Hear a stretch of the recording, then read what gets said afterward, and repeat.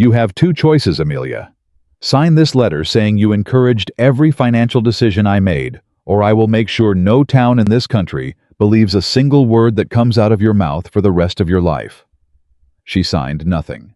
She packed one suitcase instead, took the letters she had quietly kept, the ones that told the real story, and boarded the first train west without looking back once. She arrived in Blackwater, Montana, with $14, a dead cousin, and a name already poisoned by the man she had trusted most.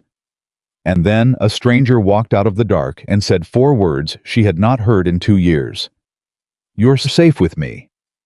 If this story already has your heart, subscribe to our channel right now, hit the bell and drop a comment telling us what city you're watching from. We love seeing how far these stories travel. Now let's go back to where it all began. She had counted her money 4 times on the train, not because she enjoyed the ritual, but because counting gave her something to do with her hands when everything else felt like it was slipping beyond her control. $14.62. That was what remained after the train fare from St. Louis. After the meal she had forced herself to eat somewhere in Wyoming, after the small coin she had dropped in the dust at the last station stop and not bothered to retrieve, because bending down to pick it up would have meant admitting how much it mattered. $14.62. 3 letters from her cousin Thomas folded inside the lining of her coat. 1 small leather suitcase containing everything she had decided was worth carrying into a new life. And a name. Blackwater, Montana territory. She had repeated it to herself so many times over the past 3 weeks that it had stopped sounding like a place and started sounding like a prayer. Blackwater. Like something that could swallow the past whole and leave no trace. Amelia Carter was 25 years old, and she had already lived enough life for someone twice her age. The train slowed with the long, grinding moan, the kind of sound that reminded her of something straining against its own weight. She pressed her face close to the window. The platform at Blackwater Depot materialized from the late afternoon haze, wooden planks weathered silver by years of Montana sun and cold, a hand-painted sign nailed crookedly above the station door, 2 barrels sitting near the far end of the platform with nothing inside them. Not exactly the frontier promise she had pictured, but she had stopped expecting things to look the way she imagined them. That particular lesson had been learned the hard way. She gathered her suitcase from the overhead rack, smoothed her coat once with the flat of her hand, and made herself breathe slowly. Thomas would be there. Thomas had promised. His last letter, dated 6 weeks ago, had been almost cheerful in its practicality. "I've spoken to a woman's in town who needs a seamstress part-time. There's a room above the general store that rents cheap. You won't have much, Amelia, but you'll have enough to start, and that's more than most people get. Come as soon as you can. Come before winter closes the passes." She had come as soon as she could. She stepped onto the platform and immediately understood that something was wrong. Not in any dramatic way. No one turned to stare. No one pointed. The platform was simply busy in the way that Western train depots were always busy. People embracing relatives, merchants arguing over crates, children running in directions their mothers loudly disapproved of. Normal human chaos. Warm and vivid and completely indifferent to the small blonde woman standing at the edge of it with a leather suitcase and eyes moving too carefully across every face. Thomas was not there. She told herself he was simply late. Running behind. The roads out of town could be difficult, she imagined. She had no specific knowledge of Montana roads, but she told herself this because it was the alternative to the thought she refused to complete. She found a bench near the station wall and sat down. She set her suitcase at her feet and folded her hands in her lap and watched the platform with the particular focused calm of a person who is working very hard not to let her expression betray anything. 10 minutes passed.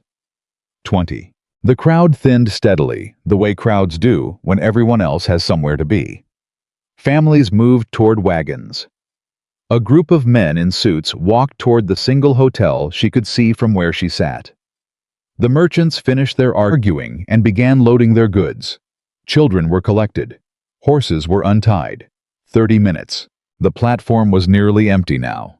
A station worker moved through with a broom sweeping idly at nothing in particular, and glanced at her once with an expression that was not unkind, but was decidedly curious. She did not look back at him. An hour passed. She had not moved. She would not let herself move because moving would mean acknowledging what was happening, and acknowledging what was happening would mean, "Excuse me, miss." The station master was a compact man with a thick gray mustache and the permanently harried expression of someone who had delivered difficult news often enough that he had simply accepted it as part of the job. He was holding a clipboard and looking at her the way people look at problems they are obligated to address. "Are you waiting on someone?" "My cousin," she said. Her voice came out steadier than she felt. "Thomas Carter. He was supposed to meet me." Something shifted in the station master's face. A careful neutrality replaced the mild irritation, and she had been around enough polite people in Missouri to know what careful neutrality meant. It meant the thing he was about to say was going to be hard to hear. "What's your name, miss?" "Amelia Carter." He exhaled slowly through his nose, set his clipboard down against the wall, and then he said the words that turned her $14.62 from a modest beginning into the entirety of everything she had in the world. "Miss Carter, I'm sorry to be the one to tell you this. Thomas Carter passed away. It'll be close to 3 months ago now. Fever took him quick. He didn't have much family here to speak of, and I don't think anyone back east was notified right away." The platform was very quiet. A horse somewhere beyond the station made a sound. The broom was still moving somewhere behind her. The sign above the station door creaked once in a small wind. "He's gone," she said. Not a question. Just the words standing on their own needing to be said out loud before they became real. "Yes, miss. I'm sorry." She nodded once precisely the way her mother had taught her to receive difficult news in public. Chin level. Eyes forward. "Thank you for telling me." The station master hovered for a moment, clearly uncertain whether more was required of him, and then retrieved his clipboard and moved away. She did not watch him go. She sat with it. 3 months ago. Thomas had been dead for 3 months, and she had been on a train for 3 weeks, and somewhere in the middle of all that, his letters had traveled east while she had traveled west, and they had passed each other somewhere in the middle of the country, without either of them knowing cheerful words, moving toward a woman who was already in motion toward a town where no one was waiting for her. The irony of it was almost funny. She pressed her fingers flat against the top of her suitcase and stared at the far end of the empty platform. $14.62. No cousin. No room above the general store. No seamstress work arranged by someone who already trusted her. No letter of introduction. No one in this town who knew her name. And behind her in Missouri, nothing worth going back to. Because that was the part. No one outside of this equation fully understood that for Amelia Carter, there was no returning. The thing that had sent her west in the first place had not been adventure or ambition, or even Thomas's practical letter about affordable rooms and part-time work. The thing that had sent her west was the complete and systematic dismantling of her reputation by a man named Richard Hale, who had needed someone to blame, and had chosen her with the cold efficiency of someone selecting the right tool for a job.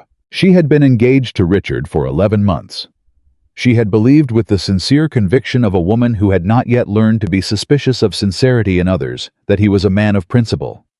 She had been wrong in a way that cost her everything. When Richard's business dealings began to unravel, when the contracts he had signed with false confidence started collapsing, when the money he had borrowed from prominent families in St. Louis began to look less like investment capital and more like debt, he had no plan to repay. He had needed a story, a distraction, something that would redirect the social scrutiny gathering around him and aim it somewhere less threatening. He had chosen Amelia. The story he constructed was elegant in its cruelty. He told people she had encouraged his worst financial decisions, that she had pressured him to expand beyond their means in pursuit of a more comfortable life, that he had been naive enough to trust a woman's judgment in matters of business, and that he had paid for that naivety with everything he had worked to build. None of it was true. All of it stuck, because the people who heard the story already believed at some fundamental level that women were capable of this kind of quiet manipulation.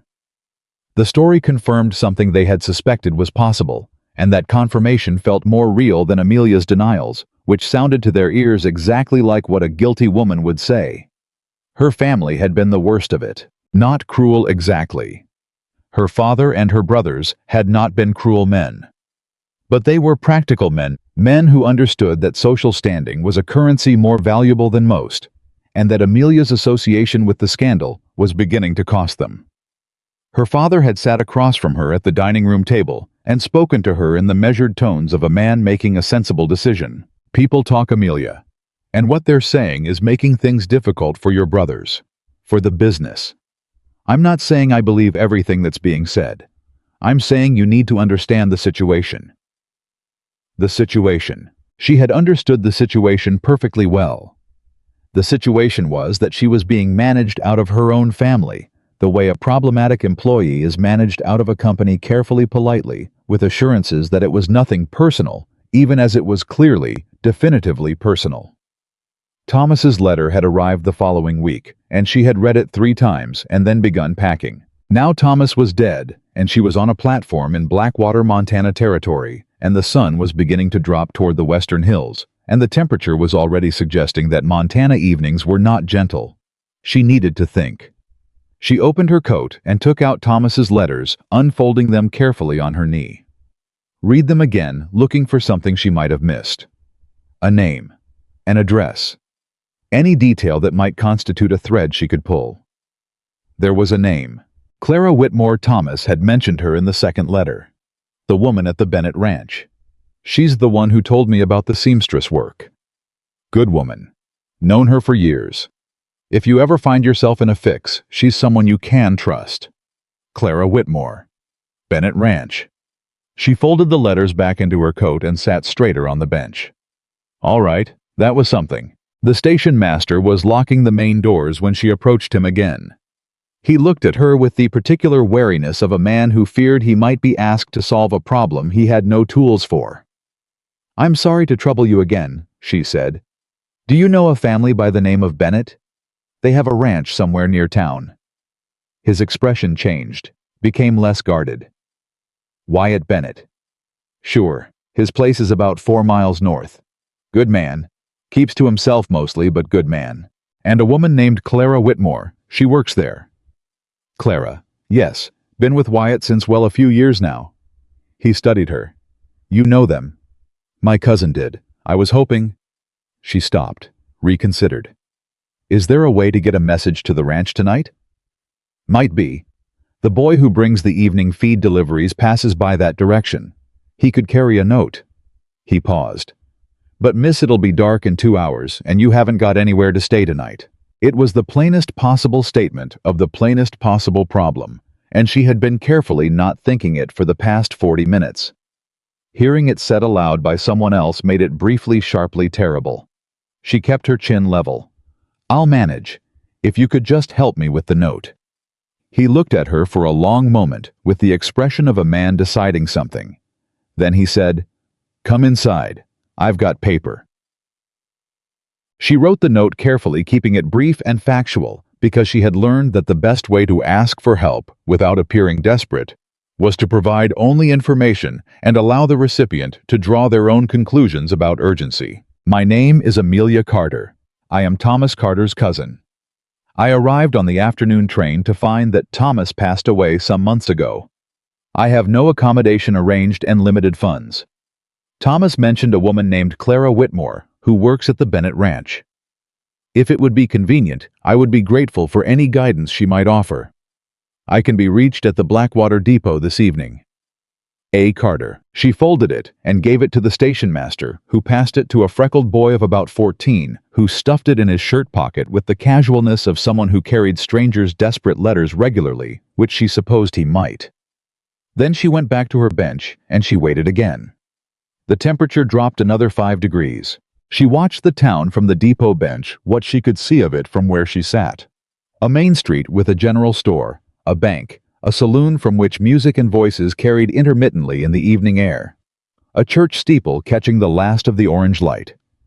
People moving through their ordinary lives with the comfortable confidence of people who belonged somewhere. She had belonged somewhere once. She had belonged in a particular house on a particular street in St. Louis, with a family who had known her since birth, and a community that had before Richard Hale considered her a perfectly respectable young woman with decent prospects. She had belonged to a set of habits and expectations and relationships that together constituted the structure of a life. All of that had been taken from her by a man who had needed something to sacrifice to protect himself. And the worst part, the part that had kept her awake on 4 consecutive nights, somewhere between Chicago and the Montana border, was not that it happened. It was that she had let it happen. That she had stood in front of people who were believing lies about her, and had been so shocked by the injustice of it that she had been unable to speak. That her silence had been interpreted as guilt. That she had had evidence, letters, dates, financial records that made perfectly clear who had actually made which decisions, and she had not used any of it. Because she had still believed at that point that someone would step forward and correct the record without requiring her to fight. No one had. She had tucked the evidence away and moved quietly out of her own life and climbed onto a train and told herself that starting over was better than fighting, and that arriving somewhere new was the same as leaving something behind. But sitting on this bench now in the cooling Montana air, she was not entirely sure that was true. She heard the horse before she saw it. Hoofbeats coming at a steady, unhurried pace, the kind of gait that belonged to someone who was not in a hurry, but was also not wasting time. A rider coming from the north side of town. She watched without turning her head fully, using only the edge of her vision, a habit she had developed in the months when she felt surveilled everywhere she went. The rider stopped at the depot entrance. How was tall in the saddle, that was the first thing she noticed. Not in any theatrical way, just the straightforward tallness of a man who had spent enough years on horseback that the posture had become automatic. He wore a brown vest over a dark shirt, both thoroughly weathered. His hat was pushed back slightly on his head. He had a jaw that looked like it had been set against something difficult for a long time. He swung down from the horse with the easy economy of someone who had done it 10,000 times, tied the reins to the depot post, and looked around the platform until his eyes settled on her. He walked toward her without hesitation. "Miss Carter." His voice was lower than she expected. Not unkind, not warm exactly, or not yet, but direct the way honest people tend to be direct when they have something to say. "Yes," she said. He stopped a few feet away, holding his hat by the brim now, and looked at her with the kind of attention that is not rude, but is also not casual. Like he was reading something he needed to get right the first time. "I'm Wyatt Bennett. I got your note." A pause. "I'm sorry about Thomas. He was a good man." "Thank you." Clara would have come herself, but she turned her ankle this morning, and I sent her to bed. She felt terrible about it. He glanced at the suitcase at her feet, then back at her face. "Do you have somewhere to stay tonight?" She had told herself she would not say no immediately. She had told herself she would assess the situation first, weigh the options, be practical. Everything her father had ever said about the importance of not making emotional decisions in difficult moments. But there were no options. That was the plain truth of it. There were no options, and the temperature had dropped again while she was sitting here building the sentence in her head, and her back hurt from holding herself so carefully upright for the past 2 hours. "No," she said. "I don't." He nodded as if this were the answer he had expected and had already made a decision about. "Then you'll come back to the ranch tonight. Clara will want to see you in the morning. We've got a room." She looked at him. Not calculating, not this time. Just looking at him the way you look at something that might be exactly what it appears to be, in a world where things are rarely exactly what they appear to be. "Mr. Bennett," she said carefully, "I want to be clear that I'm not looking for charity. I intend to find work and pay my own way. I have some money, not much, but—" "I didn't say anything about charity," he said. "I know, I'm saying it. So we understand each other." Something moved in his expression. Not quite a smile, but something adjacent to it. Something that suggested he found her clarification more interesting than he'd expected. "All right," he said. "We understand each other." He picked up her suitcase before she could object. Not in an overbearing way, just the reflexive courtesy of a man raised to pick up heavy things when women were carrying them. She followed him to his horse and he helped her up with the same matter-of-fact efficiency, and they rode north out of Blackwater in the settling dark without speaking. She had not expected the silence to feel comfortable. It did. The Montana sky was something she had not prepared for. The full, uncompromising size of it lit now with more stars than she had seen in her entire life in Missouri. She stared up at it for a long time, feeling very small beneath it in a way that was not frightening but strangely freeing, like being reminded of proportion. "It's something, isn't it?" Wyatt said without turning. She hadn't realized she'd made any sound. "Yes," she said. "It is." He was quiet for another minute. Then he said, "I should tell you something about why I came to meet you myself." She waited. "Thomas talked about you," Wyatt said. "Not in detail. He wasn't a man who shared details, but he mentioned you a few times over the years. Said you were someone who'd been dealt a bad hand and hadn't quit over it." He paused. "He was proud of you. I thought you should know that, in case nobody said it recently." Amelia did not respond immediately. She was looking at the horizon, where the last thin line of light was fading out of the sky. "No," she said finally. "Nobody has."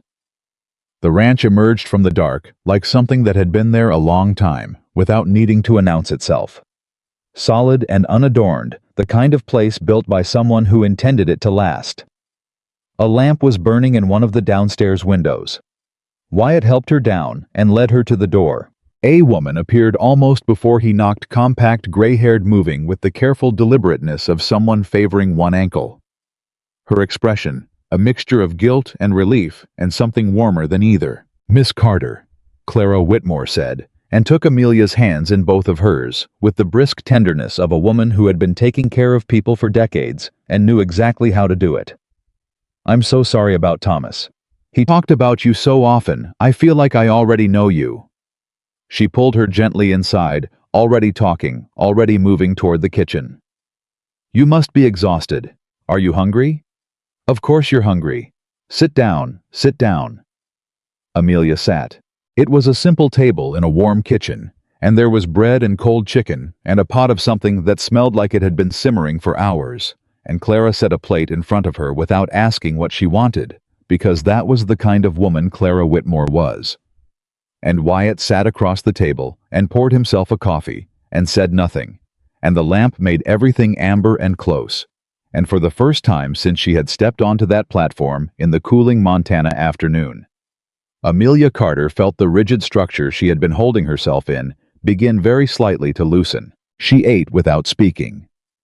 Clara talked, filling the silence easily, telling her about Thomas in the comfortable past tense of someone who has processed grief and arrived somewhere functional on the other side of it.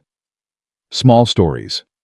The way he'd argued about the price of lumber, the ridiculous hat he wore in winter, the care he'd taken with the horses, even borrowed horses.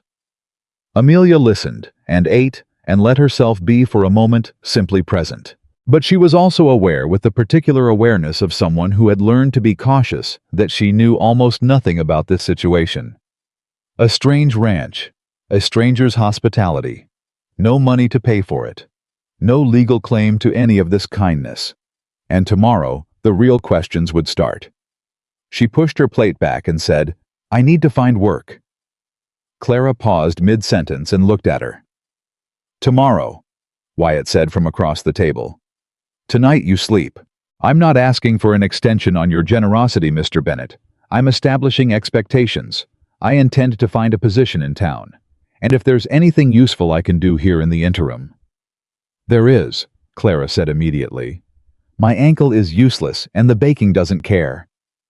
She met Amelia's eyes with a directness that was almost startling. "Can you bake?" "Yes." "Good." Clara stood gathering dishes with the unilateral efficiency of a woman concluding a conversation. "Then we'll manage." Wyatt showed her the room. The room was small and clean and smelled like cedar and cold air, with a quilt on the bed that had the soft, slightly uneven texture of something made by hand over a long period. Amelia set her suitcase on the floor and sat on the edge of the bed and looked at the dark window. She had arrived, whatever that meant. She had arrived with nothing but her own name and $14.62 and a reputation in tatters and no plan beyond the next morning. And yet, she was not done. That was the thing she kept returning to, the thing she had not been able to let go of on any of the long nights on the train when the darkness pressed in and the doubt pressed harder. She was not done. She did not know exactly what that meant or what it was going to cost her. But somewhere underneath the exhaustion and the humiliation and the particular weight of arriving somewhere and finding nothing waiting for you, there was still a pulse of something that she refused to call by any grand name, but that was at its most fundamental, simply the refusal to be finished. She pulled off her boots. She lay back on the cedar-smelling quilt. She stared at the ceiling and thought about Thomas, who had been proud of her, and about a man with a careful voice who had come to a depot in the dark, not because he was obligated to, but because an old friend had trusted him to, and who had said simply, and without theater, "You'll come back to the ranch tonight. Not you're safe now. Not everything will be all right. Just you'll come back to the ranch tonight." Like it was a fact that had already been decided. Like she was someone whose next step simply was, and he was merely stating it. She closed her eyes. And for the first time in longer than she could clearly remember, she slept without listening for the sound of something going wrong. In the morning, the town of Blackwater had its own ideas about Amelia Carter. It began the way these things always began. Not with cruelty exactly, but with the quiet, efficient machinery of small-town observation. A woman at the general store saw her walk in with Clara. By afternoon, two separate people had asked the store owner where the new woman came from and why she had arrived alone. By evening, 3 different versions of Amelia's story were in circulation, each one slightly less accurate than the last. Each one emphasizing the parts that were most interesting, rather than the parts that were most true. She was aware of it the moment it started. She had been watching for it after all. She knew the signs, the slight hesitation before a shopkeeper answered her question, the way 2 women stopped talking when she walked past, the look that lasted a half-second too long before being diplomatically redirected. It was exactly what had happened in St. Louis, just with different people. "Ignore it," Clara said when Amelia mentioned it that evening. "I'm not upset," Amelia said, which was mostly true. What she felt was not upset exactly, but something colder, something precise. The sensation of watching a familiar machine start up again. Good, because they'll find something else to talk about in 2 weeks. Clara pressed her thumb against the pie crust with authority. "They always do." "And in 2 weeks?" Clara looked up. "What do you mean?" "In 2 weeks when they find something else," Amelia said. "What do I do with the version of me that exists in this town between now and then?" Clara was quiet for a moment. "You're asking a different question than the one you think you're asking," she said finally. "Am I? You're asking whether the truth matters if nobody starts out believing it." Clara set down the pie dish. "And the answer is that it matters to the people worth knowing. Takes longer with some than with others, but it gets there." Amelia looked at her. "Thomas told you about the situation in Missouri," she said. It wasn't a question. "Some of it. Enough." "And Wyatt." Clara picked up the pie dish again. "Wyatt doesn't need much explaining before he makes up his mind about a person. He makes up his mind early, and he's usually right." She paused. "He's right about you." Amelia didn't ask what that meant.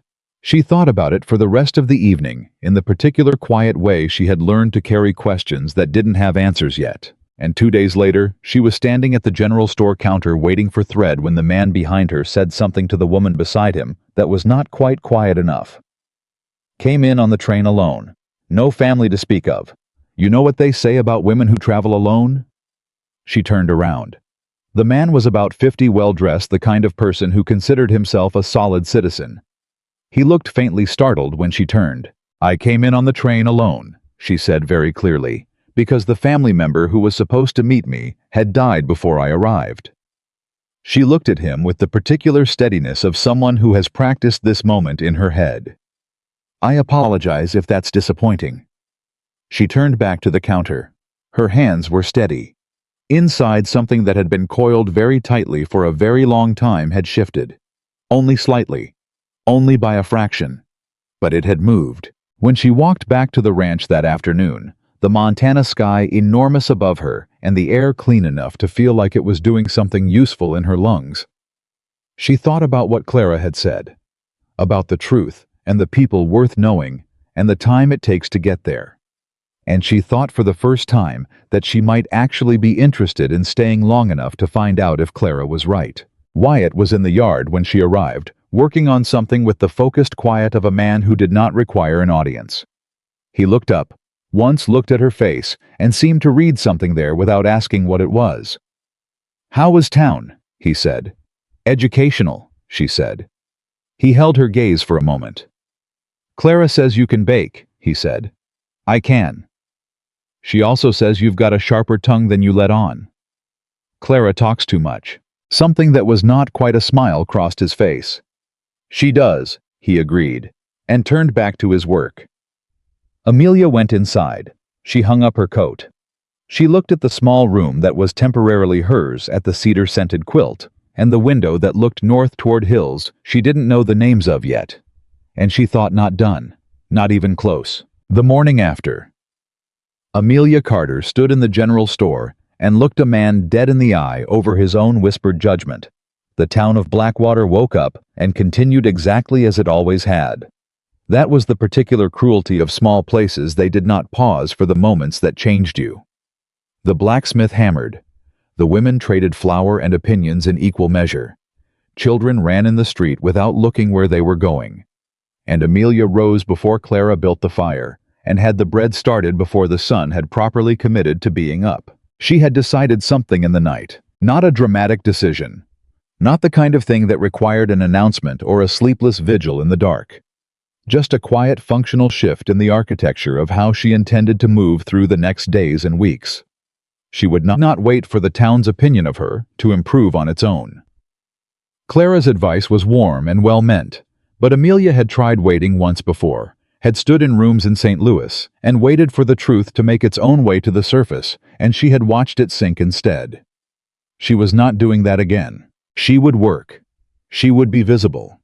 She would be so consistently plainly useful that there would eventually be no story more interesting than the plain one. That was the plan. Simple, unglamorous, hers. Clara came downstairs to find the bread, done the coffee, hot, and Amelia sitting at the table with Thomas's letters spread out in front of her again, going through them one more time, with the systematic attention of someone looking for anything she might have missed. "You slept," Clara said, looking at her. "I did." "You don't look like you slept." "I look exactly like someone who slept 4 solid hours and then got up and made bread, which is an improvement on the previous 3 weeks. Clara poured herself coffee and sat down across from her and looked at the letters without touching them. "Find anything new. A woman named Harriet Doyle. Thomas mentions her in the second letter. Says she runs the seamstress shop on the east end of Main Street and is looking for help." Amelia folded the letter precisely. "I'm going into town this morning." "Your ankle's fine, it's mine that's the trouble," Clara said dryly. "I need to do this myself." Clara looked at her over the rim of her coffee cup. Not with surprise exactly.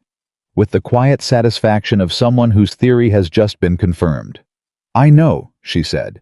"I wasn't offering to come. I was saying your ankle was fine."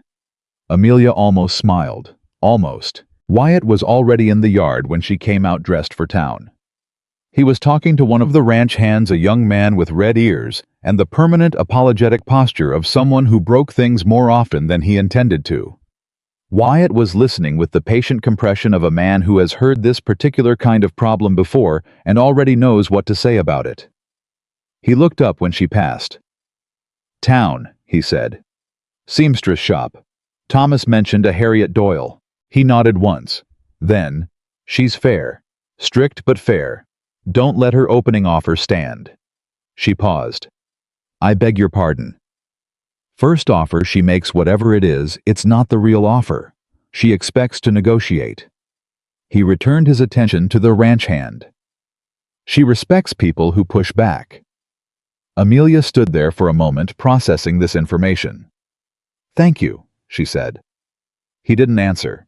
Already back to the other conversation. She walked the 4 miles into Blackwater in the clean morning air, with her coat buttoned to the throat and Thomas's letter in her pocket, and Wyatt's advice sitting useful in the back of her mind. The walk was long enough to think, and short enough not to overthink, which was exactly the right distance for what she was doing. Harriet Doyle's shop was at the east end of Main Street, as Thomas had said. A small, precise sign over the door. A window with 2 dress forms showing the current season's work. Amelia went in without letting herself hesitate at the door, because hesitating at doors was a habit she was discontinuing. Harriet Doyle was a woman of about 60, with silver hair and the posture of someone who had spent decades making other people stand up straight. She looked Amelia over once comprehensively, in the way that experienced seamstresses assess both fabric and the person wearing it. "You're the woman from the train," Harriet said. Not accusatory, just factual. "Yes, my name is Amelia Carter. My cousin Thomas mentioned that you were looking for help." "Thomas Carter." Harriet's expression shifted slightly, softened briefly before returning to its professional default. "He was a decent man. I was sorry to hear about the fever." She set down her scissors. "Can you sew?" "Yes, I can also cut patterns, do alterations, and manage the financial ledger if needed. I kept accounts for my father's household for 3 years." Harriet looked at her steadily. "I pay $4 a week." Wyatt's voice in the back of her mind, "That's not the real offer." "I would need 6, Amelia said. Her voice was even. "Given that I can also manage your accounts, which is a second skill at no additional hire." Harriet was quiet for precisely 4 seconds. "5, she said. 5.5, Amelia said. "And I'll have your ledger balanced by end of the first week, so you can assess whether it's worth it." Harriet Doyle looked at her for a long moment. Then something that might in another woman have become a smile settled instead into a kind of firm approval. "Monday," Harriet said. 8 o'clock. Amelia walked out of the shop and stood on the wooden sidewalk for a moment in the morning sun, and let herself feel briefly, and without performing it for anyone, the clean satisfaction of a thing gone right. $5.50 a week. She was not saved. She was nowhere close to saved. But she had a thread, and a thread was all she had ever needed. She was 2 blocks from the shop, heading back toward the edge of town when she heard her name. Not said to her. Said about her. 2 women on the other side of the street, talking in the lowered voices of people who think they have calculated the distance correctly and haven't. That's her, the one staying at Wyatt Bennett's place. Arrived alone, no family. I heard she came from Missouri. Something happened there, some kind of trouble. Well, you know what they say. Women who can't stay put. She stopped walking. She had 2 options. She could keep walking. She had done that in St. Louis again and again. Kept walking, kept her chin level, told herself it wasn't worth the energy. And she had watched the stories grow larger every time she walked away from them. She turned around. She crossed the street. Both women saw her coming and had the grace to look uncomfortable. "Good morning," Amelia said. Her voice was perfectly pleasant.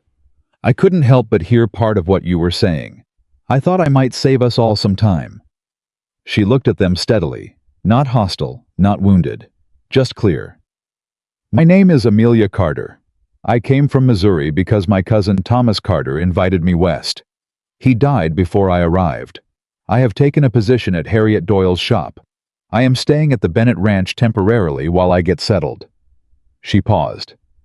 "If there's anything else you'd like to know, I'm happy to tell you because whatever version you've been hearing is probably less accurate than the original." Neither woman said anything. Amelia nodded once politely. "Have a lovely morning," she said, and she walked away. Her heart was hammering. She would not let anyone see it, but it was hammering hard, the specific jangling aftermath of doing something brave before your body has had a chance to agree with the decision.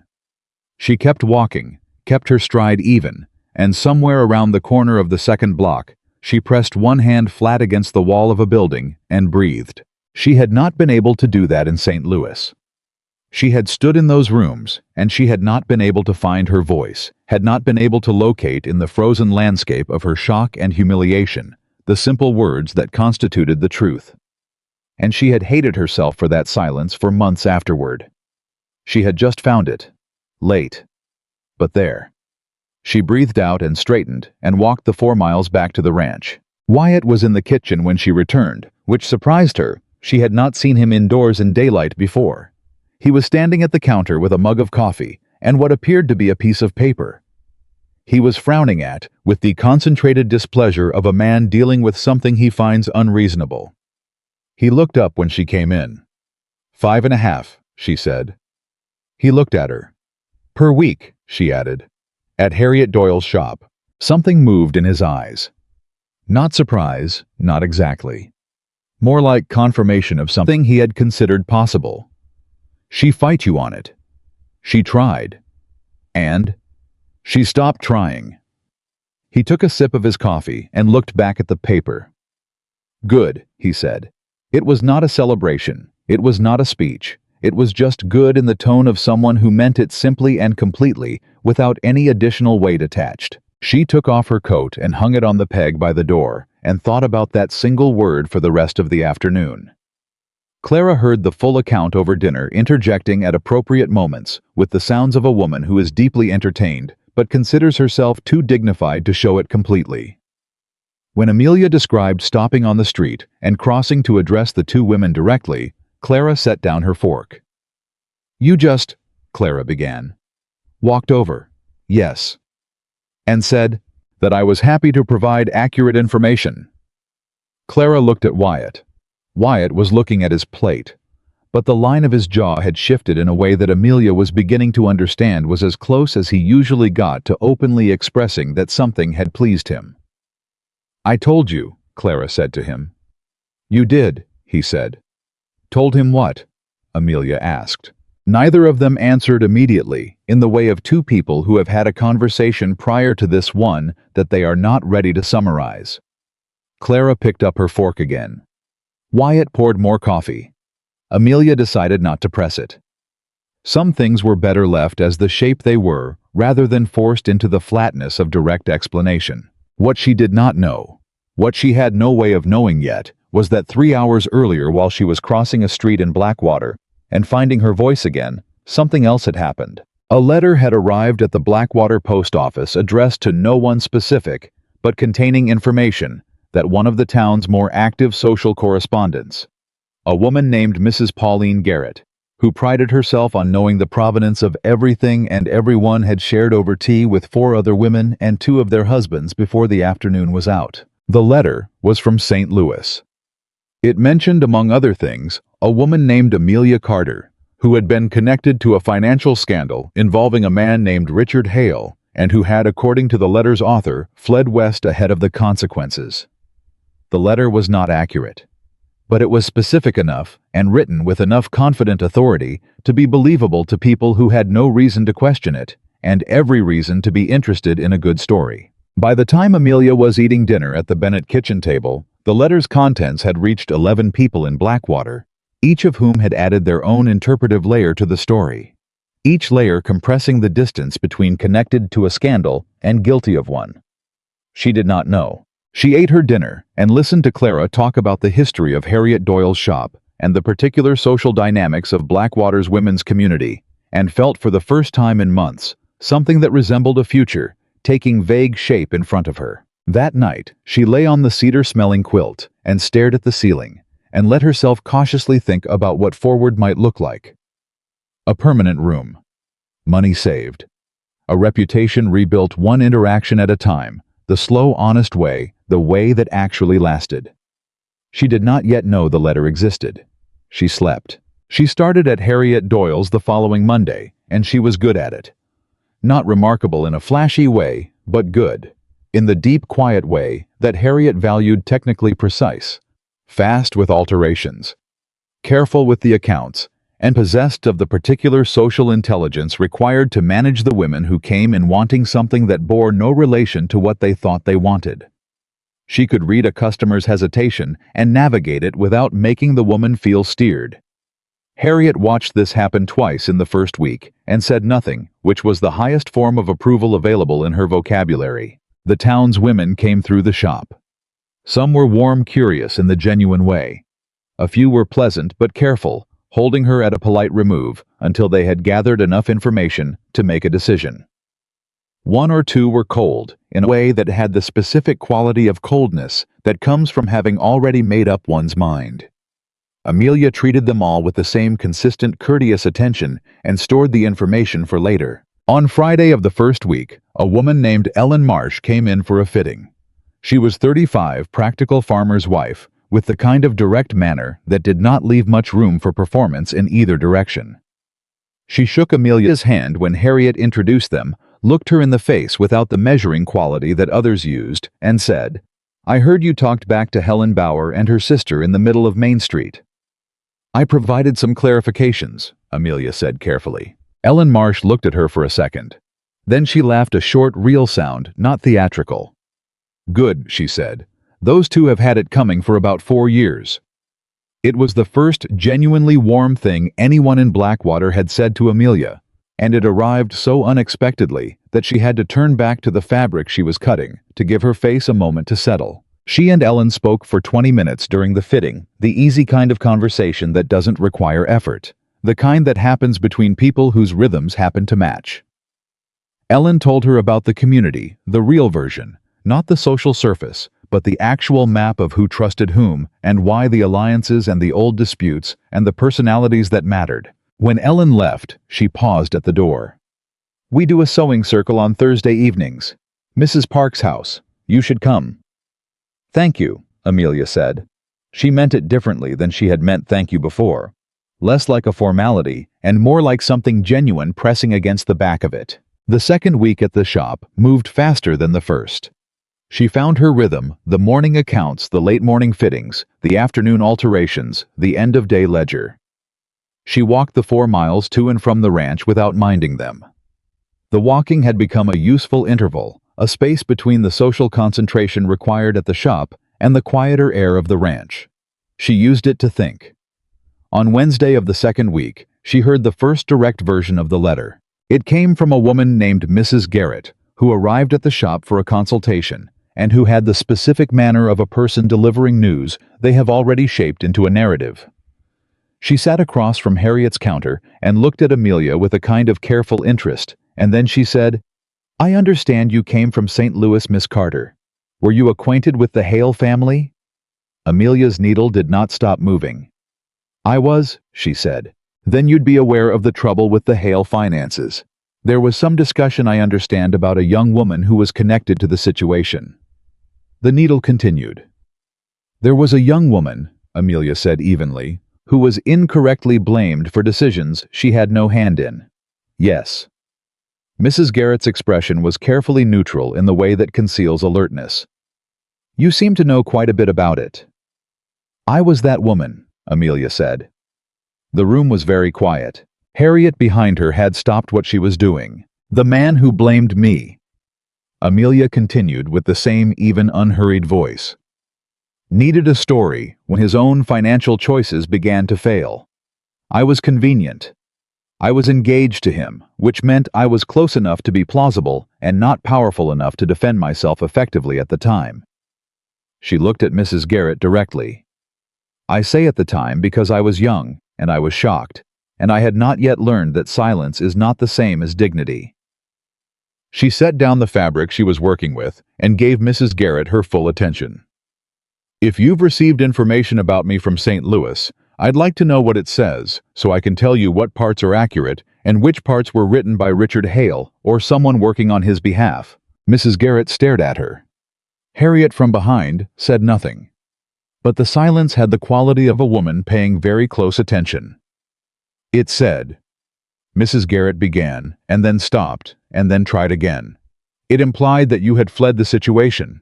"I left," Amelia said, "because there was nothing left to stay for.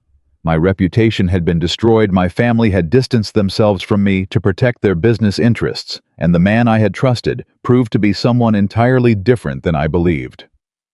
I came west because my cousin Thomas had offered me a chance to start over somewhere that didn't already have a story about me." She paused. "Thomas died. I arrived anyway.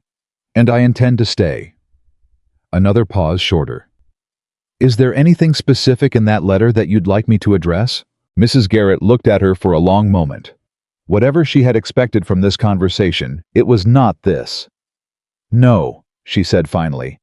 "I think I have what I needed." She did not stay for the consultation. She left with the specific posture of a woman recalibrating. When the door closed, Harriet set down her scissors and walked around the counter and looked at Amelia with an expression that was difficult to classify. "How long have you been carrying that?" she said. "About 2 years," Amelia said. "And that's the first time you've said it out loud like that." "The second." She thought about the general store, the man who whispered, "Getting easier." Harriet looked at her for another moment. Then she picked up her scissors again. 5.5 was underselling yourself, she said. It was the most personal thing Harriet Doyle had said to her, and Amelia understood it to be in Harriet's particular language, something close to an act of loyalty. She went back to her work. But what she could not see, what was already moving through Blackwater with the quiet efficiency of information traveling, in a town that has nothing faster than word of mouth, was that Mrs. Pauline Garrett had left Harriet's shop and gone directly to speak with 3 women she trusted, and that the account she gave them of what Amelia Carter had said was not the account of a woman caught in a lie, but the account of a woman who had said something in plain daylight that had the uncomfortable ring of someone telling the truth about a painful thing. It was a very small shift. But in a small town, small shifts accumulate. And something else was moving too, coming from a direction Amelia had not thought to watch. That evening when she returned to the ranch, Wyatt was sitting on the front step with a letter in his hand, and he was looking at it with the expression he wore when something required careful management before he spoke about it. He heard her come up the path and looked up, and the expression shifted into something more composed, but not entirely. "Someone in town sent me a letter," he said. She stopped. He held it out. It was not the full St. Louis letter. It was a note handwritten from someone who signed themselves only as a concerned neighbor, informing Wyatt Bennett that the woman currently residing at his ranch was involved in a financial scandal in Missouri, and that harboring her would reflect poorly on the reputation of the Bennett property. She read it once. Then she handed it back. "I should probably find other accommodation," she said. "No," he said. The word was flat and immediate and left no room for interpretation. She looked at him. "No," he said again, as if she might have missed it. "Sit down." She sat on the step beside him, not close a respectable distance, and he looked at the letter for another moment, and then folded it twice and set it on the step beside him. "How much of what's in this is true?" he said. "Not accusatory, not even cautious. Just direct the way honest people ask direct questions. None of the conclusions," she said. "Some of the facts twisted. I was engaged to Richard Hale. I was connected to his financial collapse through proximity and his deliberate misrepresentation. I did not cause his problems. I did not encourage his decisions. I have documentation of this letters, dates a record of his actual financial decisions versus what he claimed I advised, which I did not use at the time because I was too stunned to think clearly and too naive to understand that truth requires active defense." How was quiet? "I'm not naive anymore," she said. He picked up the letter and looked at it once more. Then he folded it into thirds and held it in his hand. "I spent 3 years after the war believing that keeping quiet was the same as keeping peace," he said. It was the most personal thing he had said to her, said without preamble and without the particular performance that men sometimes give to vulnerability. Just a fact offered plainly. It isn't. Quiet just gives other things room to grow. She did not know what had happened to him during or after the war. She had not asked, and he had not told her. But there was something in those 2 sentences that had the density of a much longer story compressed into portable form. "What will you do with the letter?" she said. "Nothing," he said. "It doesn't require anything. People in town will think, let them." He stood tucking the letter into his vest pocket. "What people think is their business. What happens on this ranch is mine." He looked at her level and direct. "You staying here is not a question. It's settled." She looked up at him from the step. She had been offered kindness before, had been offered protection before, though usually attached to expectations she had not agreed to. This was different from all of those. This was not presented as a gift or a rescue or anything she owed anything against. It was stated the way Wyatt Bennett seemed to state everything that mattered to him as a fact, established requiring no ceremony.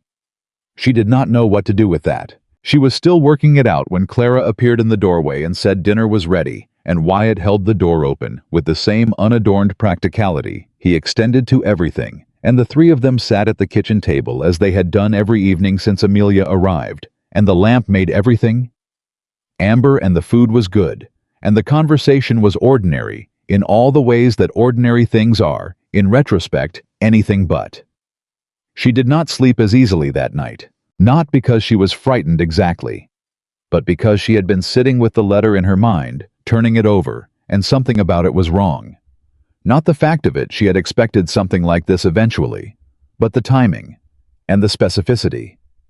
The letter had arrived within 2 weeks of Amelia reaching Blackwater, which meant someone in St. Louis had been watching for her to arrive somewhere, had known she was traveling west, had followed the trajectory of her departure closely enough to know within a reasonable time frame where she had landed. There was only one person that careful about Amelia Carter's whereabouts, and he had a reason to want to make sure that wherever she landed, the ground was already unstable beneath her feet before she had a chance to find it solid. Richard Hale. She stared at the ceiling. He was still working. Even from hundreds of miles away, he was still managing the story. Still making sure that every place she tried to plant herself was already salted. Because if Amelia Carter ever stopped running, if she ever stayed somewhere long enough to be believed, long enough to have relationships and standing, and a platform from which to say what had actually happened, then the story Richard Hale had told about himself, the story of a good man let down by an irresponsible woman, became a story that could be examined, and examined it would not hold. She sat up in the dark. She was not running anymore. She had walked into a store and corrected a man's whisper. She had crossed a street and offered accurate information to women who had been discussing her like she wasn't real. She had sat in Harriet Doyle's shop and said out loud to a woman she barely knew the name Richard Hale and what he had done, and she had said it without her voice breaking and without apology. She was not running, and if he had followed her this far, if he had gone to the effort of composing or commissioning a letter to blacken her name in a town he had never been to, then he was not done with her either. He was afraid that she had not seen before. All this time she had understood Richard's behavior as cruelty, as self-protection, as the cold calculation of a man arranging the best outcome for himself. But sitting in the dark in a room in Montana that smelled of cedar, she understood something else. A man who is genuinely safe does not spend energy following someone who poses no threat. She posed a threat. She was the only person who had both the direct knowledge of what he had done and the documentation to prove it. As long as she was somewhere isolated, discredited, and silent, that threat was manageable. But if she found stability, the kind that comes with standing and community and people who know you, then the documentation became usable. He was afraid of what she might do if she stopped feeling afraid. She lay back down. She looked at the dark ceiling for a long time, and then quietly, with the careful deliberateness of someone installing a piece of architecture rather than making a wish, she decided something. She was going to stay. Not because Blackwater was perfect. Not because Wyatt Bennett had told her it was settled, though that had mattered more than she expected. Not because she had $5.50 a week coming at Harriet Doyle's shop, or because Ellen Marsh had laughed at something she'd said, or because Clara Whitmore made her feel for the first time in 2 years like a person instead of a problem. All of those things mattered, but the reason she was staying was simpler and larger than any of them. She was staying because Richard Hale wanted her gone, and she was no longer the woman who went. She had been in Blackwater exactly 3 weeks and 4 days when Richard Hale stepped off the afternoon train. She did not see him arrive. She was at Harriet's shop, finishing the hem on Ellen Marsh's winter dress, her needle moving in the steady meditative rhythm she had come to rely on as a way of organizing her thoughts when they threatened to scatter. Ellen was talking. Ellen was almost always talking, which Amelia had come to appreciate as one of the more reliable pleasures of her new life, describing a dispute between 2 neighboring ranchers over a property line that had been imprecise for 15 years and had suddenly, with the arrival of a surveyor from Helena, become everyone's urgent business. The bell above the shop door rang. Harriet looked up. Her expression shifted barely perceptible, but Amelia had spent enough weeks reading Harriet Doyle's face to understand that the shift meant something was wrong. She turned.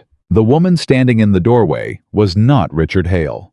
It was Mrs. Garrett, and she had the specific expression of someone carrying information they consider both urgent and uncomfortable.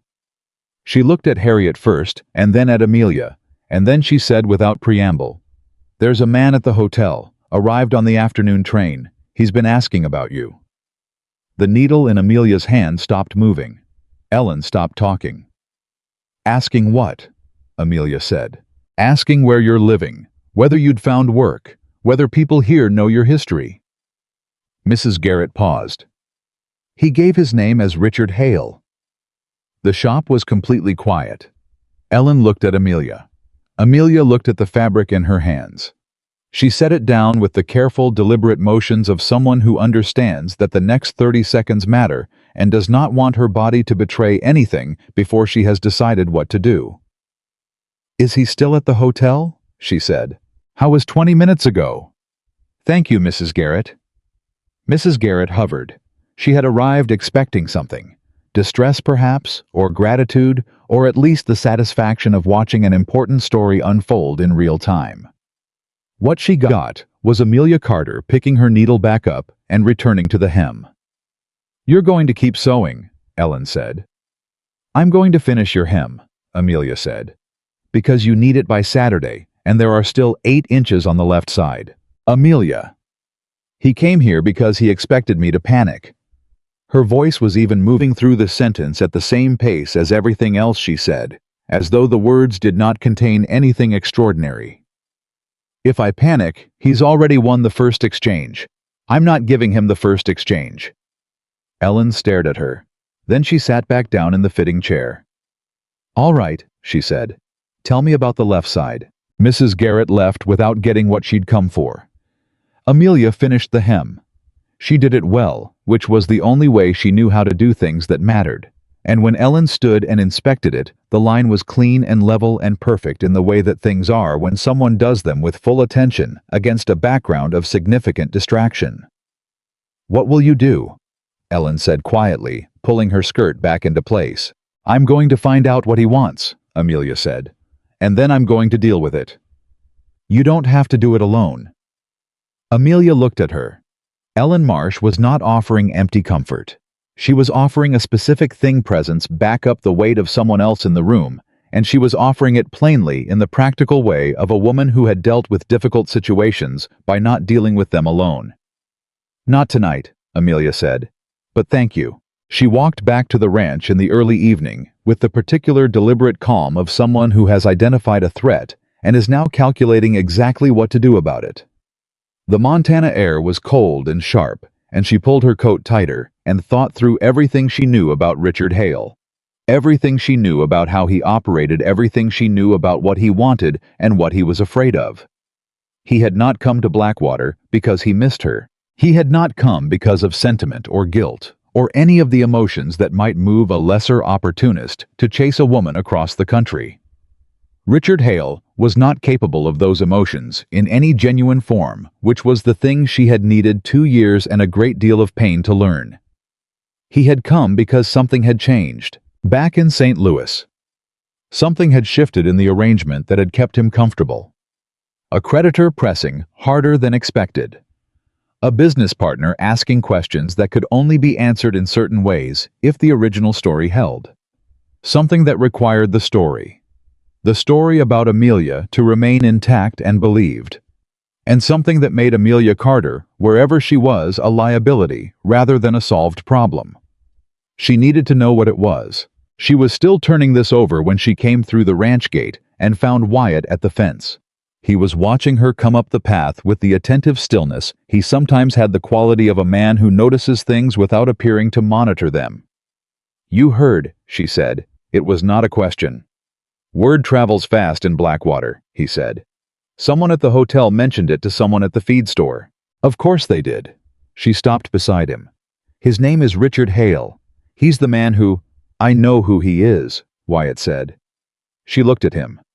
The letter from St. Louis, he said. The name was in it. I just didn't tell you that part. She held his gaze.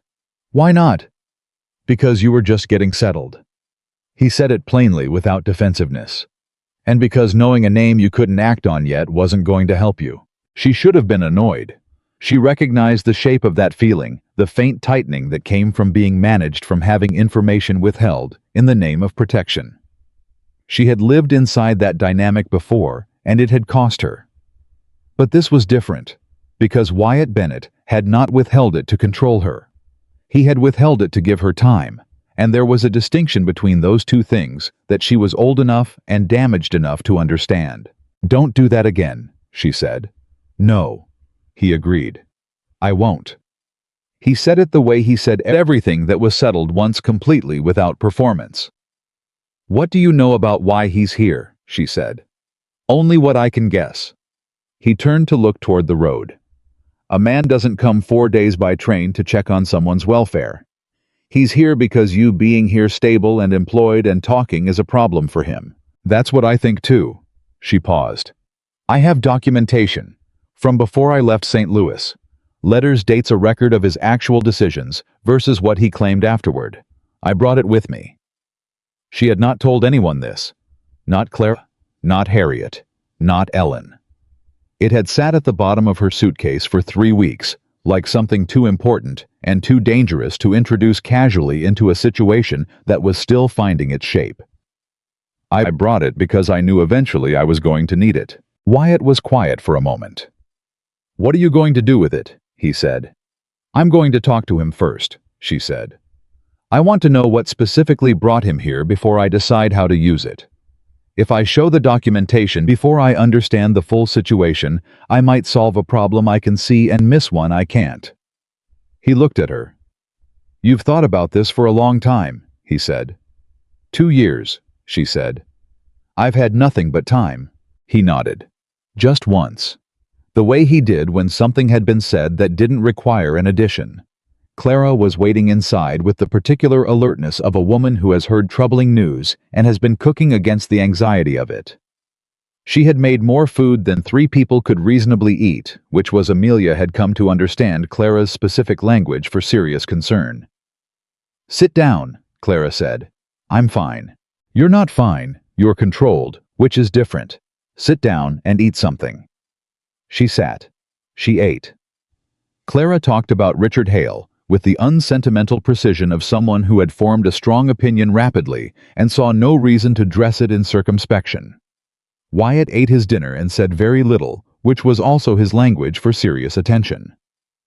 You should not meet with him alone, Clara said. I'm not sure I'm going to meet with him at all, Amelia said. Not yet, not until I understand why he's here and what he thinks it will accomplish. He thinks it will frighten you, Clara said. Men like that always think their presence is enough.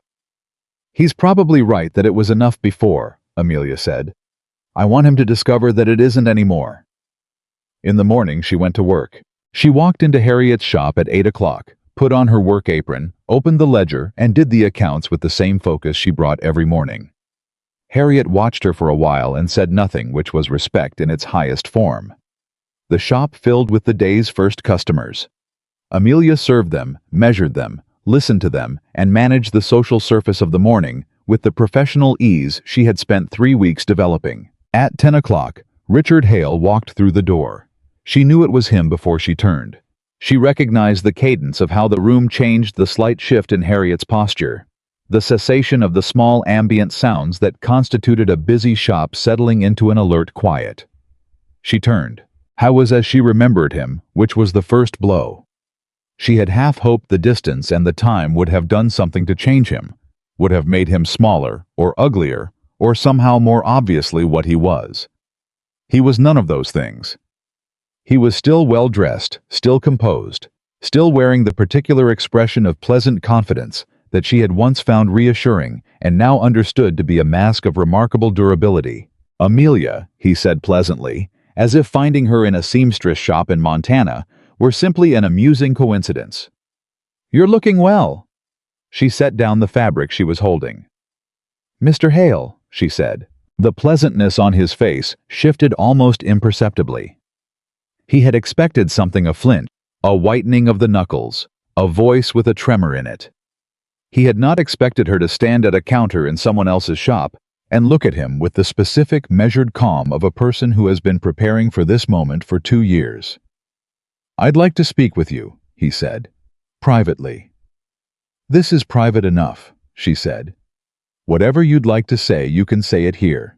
Harriet Doyle had not moved from her position behind the counter. She was holding her scissors, and she was making no pretense of working. Amelia registered that and felt something solid and warm in it. Richard looked at Harriet, then back at Amelia. The pleasant expression made another small adjustment. "I think it would be better for both of us if we spoke without an audience," he said. "There are things that need to be settled," Amelia said. "Managed, controlled." A pause, very brief. "Discussed," he said. "Then discuss," she said. He looked at her for a long moment. She watched the calculations moving behind his expression, the same calculations she had once been too trusting to recognize, and now could read like familiar text. He was deciding how much he could say here, what he could use as leverage, how to re-establish the dynamic that had always before worked in his favor. "Your family misses you," he said. It was a blade designed for a specific wound. And for one sharp second, it landed. She felt it, the particular ache of a thing that is not quite over yet. Her father's voice. Her brother's carefully neutral faces.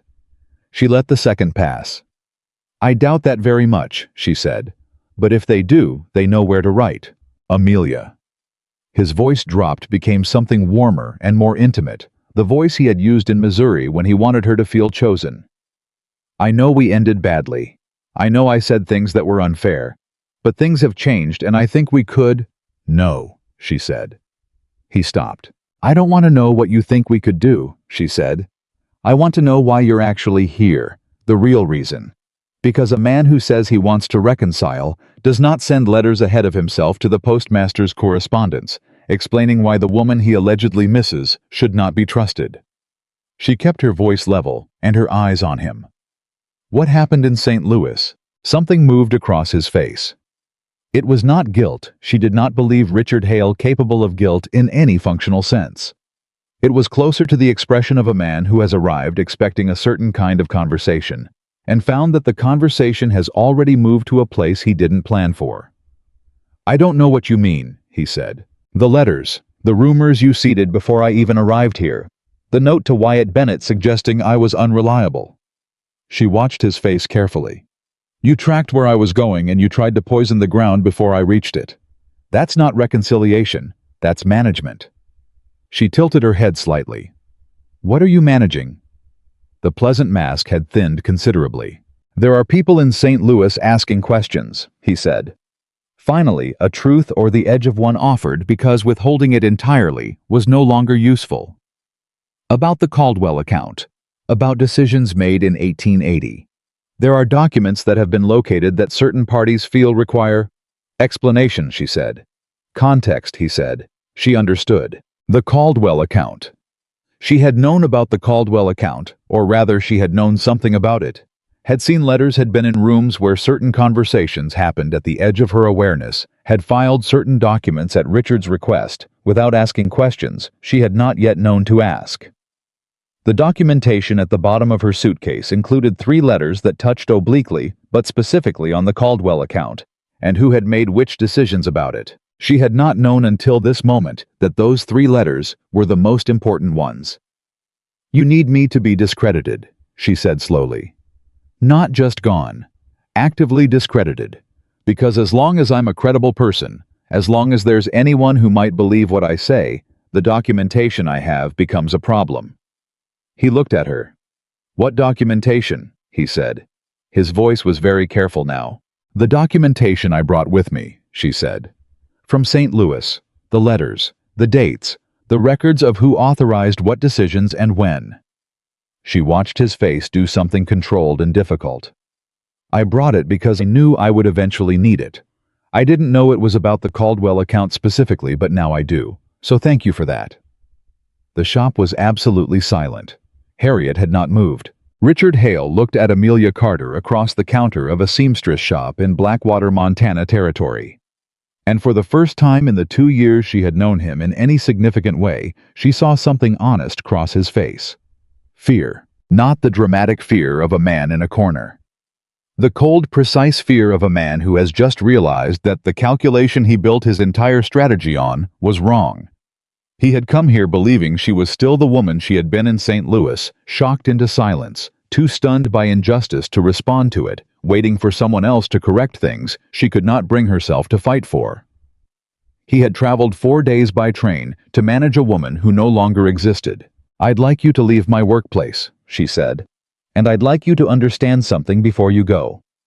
She kept her voice even and clear, without anger, without satisfaction, with only the plain weight of a true statement.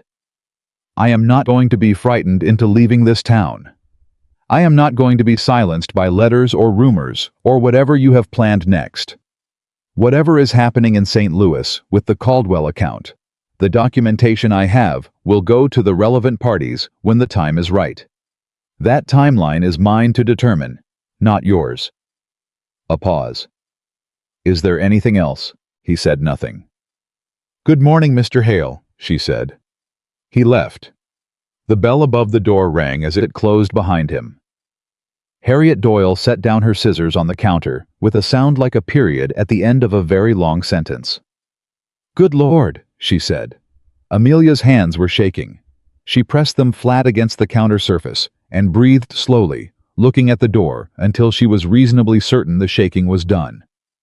"I need to sit down for one moment," she said. "Take 5, Harriet said. She sat. She pressed her palms against her knees and looked at the floor and counted her breath the way she had learned to count it in the bad months in St. Louis, the counting being a way of reclaiming the rhythm of a body that had decided to panic before she had authorized it to. In. Out. The floor was solid. Her feet were on it. She had done it. Not cleanly. Her hands were still trembling somewhere at the back of her awareness that she recognized as the leftover energy of sustained dread discharged too quickly. But she had done it. She had stood in a room with Richard Hale, and she had not flinched, and she had not cried, and she had not given him the panic he came for. More than that, she had turned it. She had taken the conversation, he had scripted the confrontation, designed to remind her of his power and her vulnerability, and she had redirected it until it was a conversation about what she knew and what she could do with it and what he should be afraid of. She had been the one with leverage when he left the room. That had never happened before. She gave herself the 5 minutes Harriet offered. Then she stood up and went back to the counter and picked up the fabric and the needle and went back to work because there was work to do, and she was not going to spend the day recovering from a thing she had already survived. Ellen Marsh came in at noon. She took one look at Amelia's face and said, "He came here. He came. And he left." Amelia kept her eyes on the fabric. "He knows I have documentation." Ellen was quiet for a moment. "What kind of documentation?"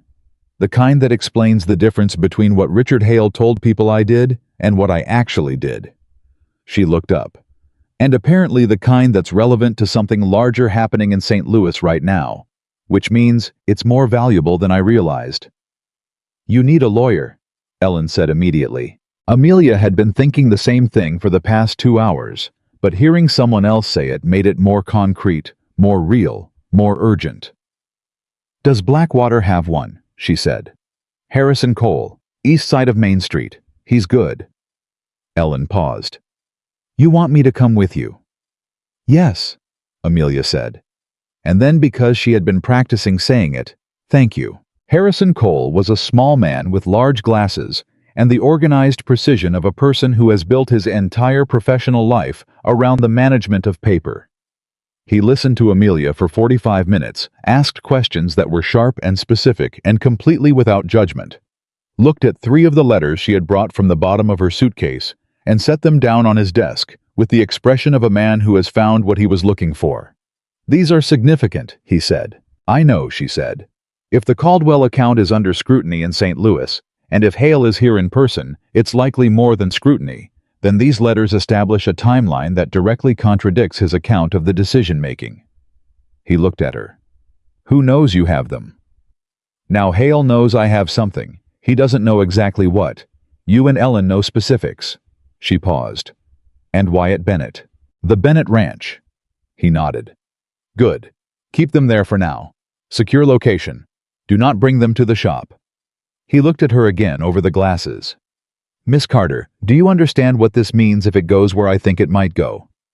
Tell me, she said, if St. Louis investigators or federal parties become involved in the Caldwell account, your documentation becomes testimony, not just your word against his physical evidence with dates and signatures. He folded his hands. You would need to testify. Yes, she said. In St. Louis, potentially. Yes, she said again. Ellen beside her made a small sound. Amelia looked at Harrison Cole and felt the weight of what he was describing settle on her shoulders, not crushing, but specific and real. The weight of a thing that is very large and that is also undeniably hers.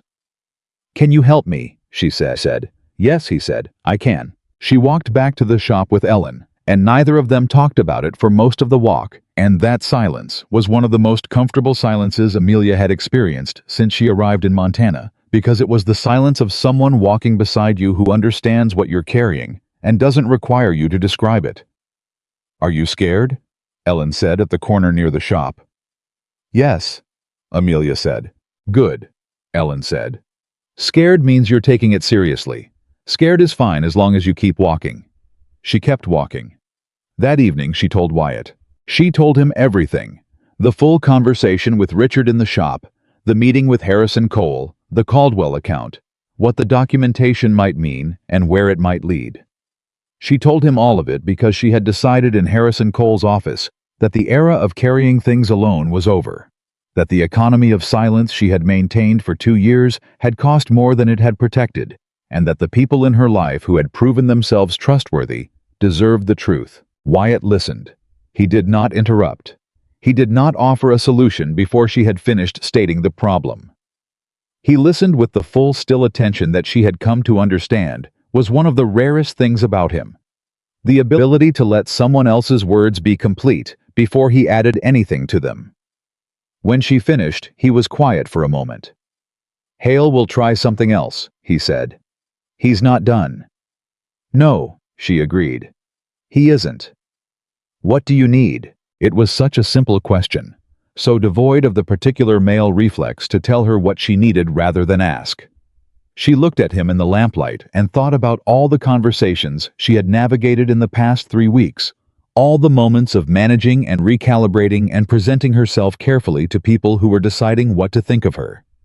This was not one of those moments.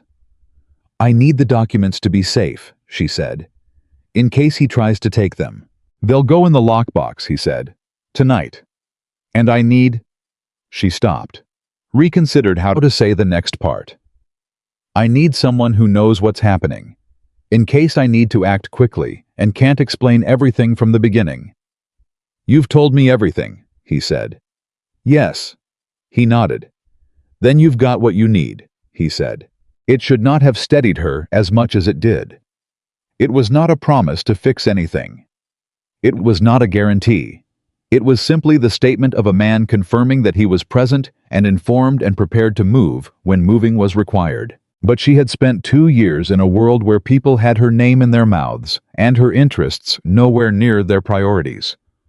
And here was a man who had done the opposite, had come to a depot in the dark, had said, "You'll come back to the ranch tonight," as if it were already fact, had held a letter about her in his hand, and said no, without hesitation, and who now sat across a table from her and said, "You've got what you need," in the steady voice of someone who meant it completely. She did not know what to call what she felt.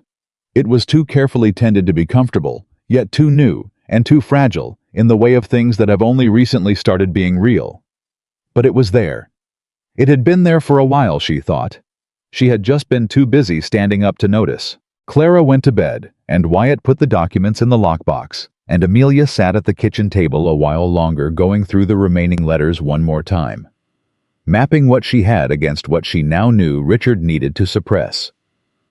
Understanding for the first time the full architecture of what she was sitting on. At some point, she became aware that Wyatt had come back and was standing in the doorway. She did not know how long he had been there. He was not watching her in any intrusive way. He was simply present the way he was present for things that mattered quietly, without making it about himself. "He's going to come at you through the town," he said. "Through people you've just started trusting you. He's going to use them." "I know," she said. "They'll need to hear it from you first, before he gets to them." He paused. "Ellen, Harriet, Mrs. Garrett." Another pause. "The sewing circle." She looked up at him. "You're not wrong," she said. "It needs to be you," he said. "Not me telling people, not Clara, you." He met her eyes. "Because you're the one they need to believe, and they will believe you. They've already started." She thought about Mrs. Garrett, who had come to the shop that morning to warn her. Who had come not as a gossip-seeking drama, but as a woman who had assessed a situation and decided where she stood. She thought about Harriet, who had not moved from her counter. She thought about Ellen, who had walked beside her in the silence that doesn't require explanation. She thought about a sewing circle on Thursday evenings at Mrs. Park's house. "Thursday," she said. "Thursday," he agreed. She looked back at the letters. She thought about a woman who had sat on a depot bench in the cooling Montana air and counted $14.62 and believed she was finished. She was not finished. She was for the first time actually beginning. Thursday came with the particular weight of a day that has been thought about too carefully in advance. Amelia had spent Wednesday evening going through the letters one final time, not reading them. She had read them enough that she could have recited them in her sleep, but simply handling them. Feeling the paper between her fingers, reminding herself that they were real and solid, and that what was written on them was true. She had organized them in the order she would present them. She had thought through the sequence of the story, the specific moments that needed context, the places where people's questions would likely land. She had done all of this in the kitchen after Clara and Wyatt had gone to bed by lamplight, with the quiet efficiency of someone preparing for an examination they have no intention of failing. She had also, for one long moment before she put the letters back in the lockbox, considered not going. Not from cowardice. She was past cowardice, or at least past the particular variety that made her go silent in rooms where things were being decided about her. This was a different hesitation. The hesitation of a woman who understood that what she was about to do could not be undone.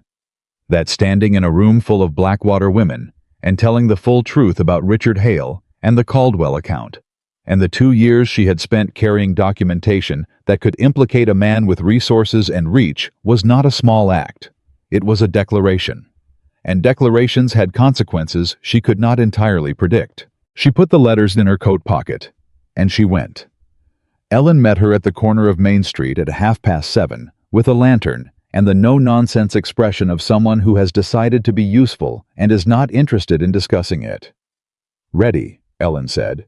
"No," Amelia said. "Good," Ellen said. "Let's go." Mrs. Park's house was warm and full in the way of a place where women have been gathering for years and have long since stopped needing to perform comfort for each other. There were 12 of them when Amelia and Ellen arrived, different ages, different temperaments, different relationships with the social machinery of Blackwater, and they all looked up when the door opened, not with hostility, with the specific unsentimental attention of women who have heard that something is going to happen tonight and are not here for the embroidery. Mrs. Garrett was there. Harriet was there, which Amelia had not expected. Harriet did not generally attend social gatherings, having, as she put it, a low threshold for other people's opinions expressed at volume. She was sitting in the corner with the particular upright stillness of a woman who has come for a specific reason and intends to see it through. Amelia stood at the front of the room with her coat still on and the letters in her pocket and looked at all of them. "Thank you for letting me come," she said. "I'll try not to take too much of your evening." "Take what you need," said a woman. Amelia knew slightly. Mrs. Park herself, 60s, wide-eyed, the kind of person who had reached an age where circumspection seemed like a waste of the time remaining. "We're not going anywhere." She took off her coat. She told them everything. Not the abbreviated version she had given Mrs. Garrett in the shop. Not the carefully managed presentation she had given Harrison Cole with legal precision. The full version, the engagement. The way Richard had seemed when she met him, the gradual understanding that the man she had trusted bore only passing resemblance to the man she had been given. The collapse of his finances. The story he had constructed. The way her family had receded from her politely and without cruelty, like a tide going out. The months in St. Louis, when she had gone silent, when she had watched the truth disappear under the weight of a better-told lie, and had not been able to find her voice to stop it. Thomas's letter. The train west. The empty platform. She told them about the documentation, what it was, what it proved, why it mattered now in ways she had not understood when she packed it. She told them about Richard Hale in Harriet's shop, what he'd said, what she'd said back, what she had understood for the first time when she saw the fear on his face. When she finished, the room was quiet in the specific way of rooms where people are processing something rather than preparing to respond. Then Mrs. Garrett said, "The letter I received, the one from St. Louis." "Yes," Amelia said. "He sent it, or had it sent." "Almost certainly." Mrs. Garrett looked at her for a long moment. The calculating quality that had characterized her manner in the shop, the quality of a woman assessing information for its social value, was still present, but something had shifted in it. It was pointed in a different direction now. "I shared that letter with people," Mrs. Garrett said. Her voice was level, but not comfortable. "I believed it. I told people." "I know," Amelia said. "That was wrong of me." "You had no way of knowing," Amelia said. "That's how it works. He's very good at making information sound credible. He's had practice." The room absorbed this. A younger woman near the window, Amelia did not know her name yet, said quietly, "What do you need from us?" It was such a direct question. Such a practical Montana practical question, stripped of sentiment and aimed directly at the useful thing. "Nothing dramatic," Amelia said. "I need people who know the truth. Not to fight for me, I intend to fight for myself.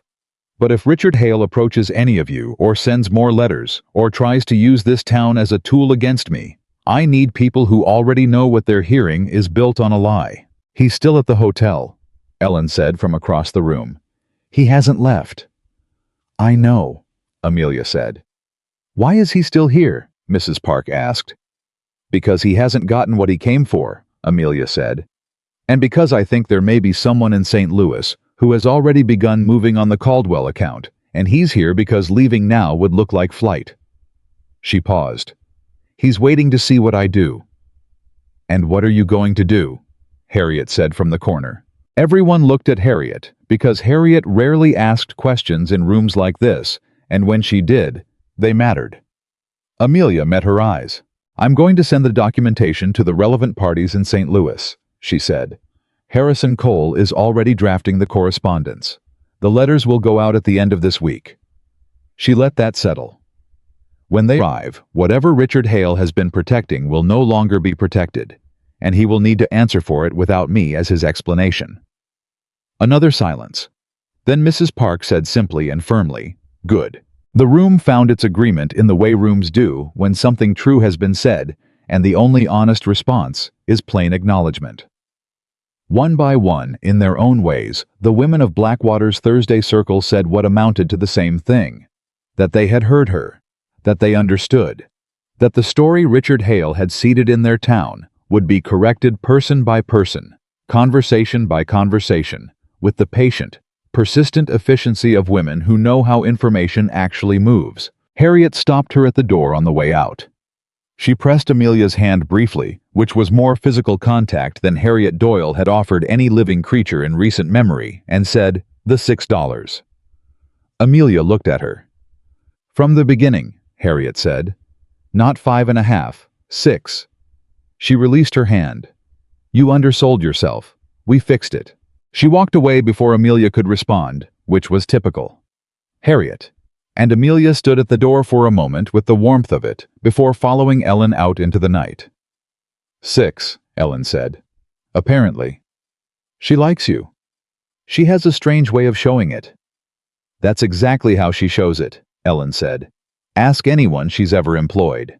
They walked together for a while in the dark, and the quiet between them was the good kind again, and somewhere above them, the Montana sky was doing its enormous, indifferent, beautiful thing with the stars. "He'll know by tomorrow," Amelia said. "That I spoke to them." "Probably." "He'll do something." "Probably," Ellen said again. "But now 12 women know the truth before he gets to shape it. That's 12 fewer people he can use." Amelia thought about that. About the geography of information, the way it moved through a small town, the way a truth properly placed could spread as efficiently as a lie if you understood the channels. She was beginning to understand the channels. She said goodnight to Ellen at the corner and walked the 4 miles back to the ranch alone in the dark, and she was not frightened of the dark, or of the distance, or of any of the things that had felt threatening 6 weeks ago when she first walked this road. She was thinking about Thursday's conversation, and about what came next, and about the specific satisfaction of a thing set irrevocably in motion. The next morning, Richard Hale came to the ranch. She heard the horse on the road, and looked out the window, and recognized the posture before she recognized the face. She told Clara to stay inside. She told her twice firmly in a tone Clara recognized as not open to discussion, which was a tone Amelia had not used 6 weeks ago, because she had not possessed it yet. She went outside. He dismounted at the gate and looked at her across it with an expression that had abandoned the pleasant mask almost entirely. What was underneath it was not rage. Richard Hale did not do rage, which would have been a more honest emotion than anything in his actual repertoire. What was underneath was the cold, calculating displeasure of a man whose plan has not worked and who is now improvising. "You spoke to them," he said. "I did. You're making this worse than it needs to be." "For you," she said. "I'm making it worse for you. For me, it's getting considerably better." He put his hand on the gate, not aggressively, just resting it there in the way of someone establishing that he intends to be present for this conversation. "Amelia." The old voice again, the warm one. "You don't know what those documents will set in motion. The people involved in the Caldwell account are not careful people," she said. "Powerful people. People who would prefer I stayed quiet." He stopped. "I know exactly what those documents will set in motion," she said. "I've spent 3 days with a lawyer going through them. I understand what they prove and who they affect, and what the consequences are likely to be." She looked at him steadily. "And I'm sending them anyway. Because they are true. And because you have spent 2 years making sure I had nothing, and knew nobody, and could not be believed anywhere I landed, and I am finished accommodating that. You'll be called to testify," he said. "You'll have to go back to St. Louis. You'll be in rooms with people who—" "I know," she said. "It will disrupt everything you're building here." "Then it will disrupt it," she said. "And I'll build it again when I get back." Something in him shifted. Not broke, she did not think Richard Hale broke precisely. But something moved, and what it revealed was not pleasant to see. "You've changed," he said.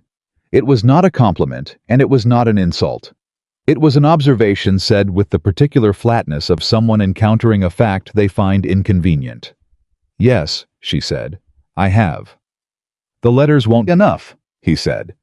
"My attorneys are welcome to respond to Harrison Cole's correspondence," she said.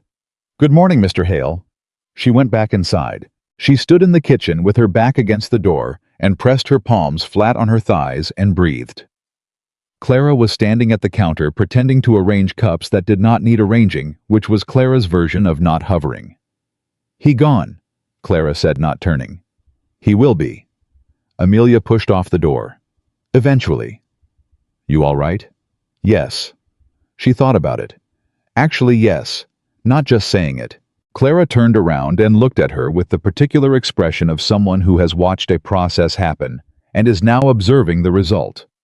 There was no surprise in it, only satisfaction of a deep and specific kind. "Thomas would have loved this," Clara said.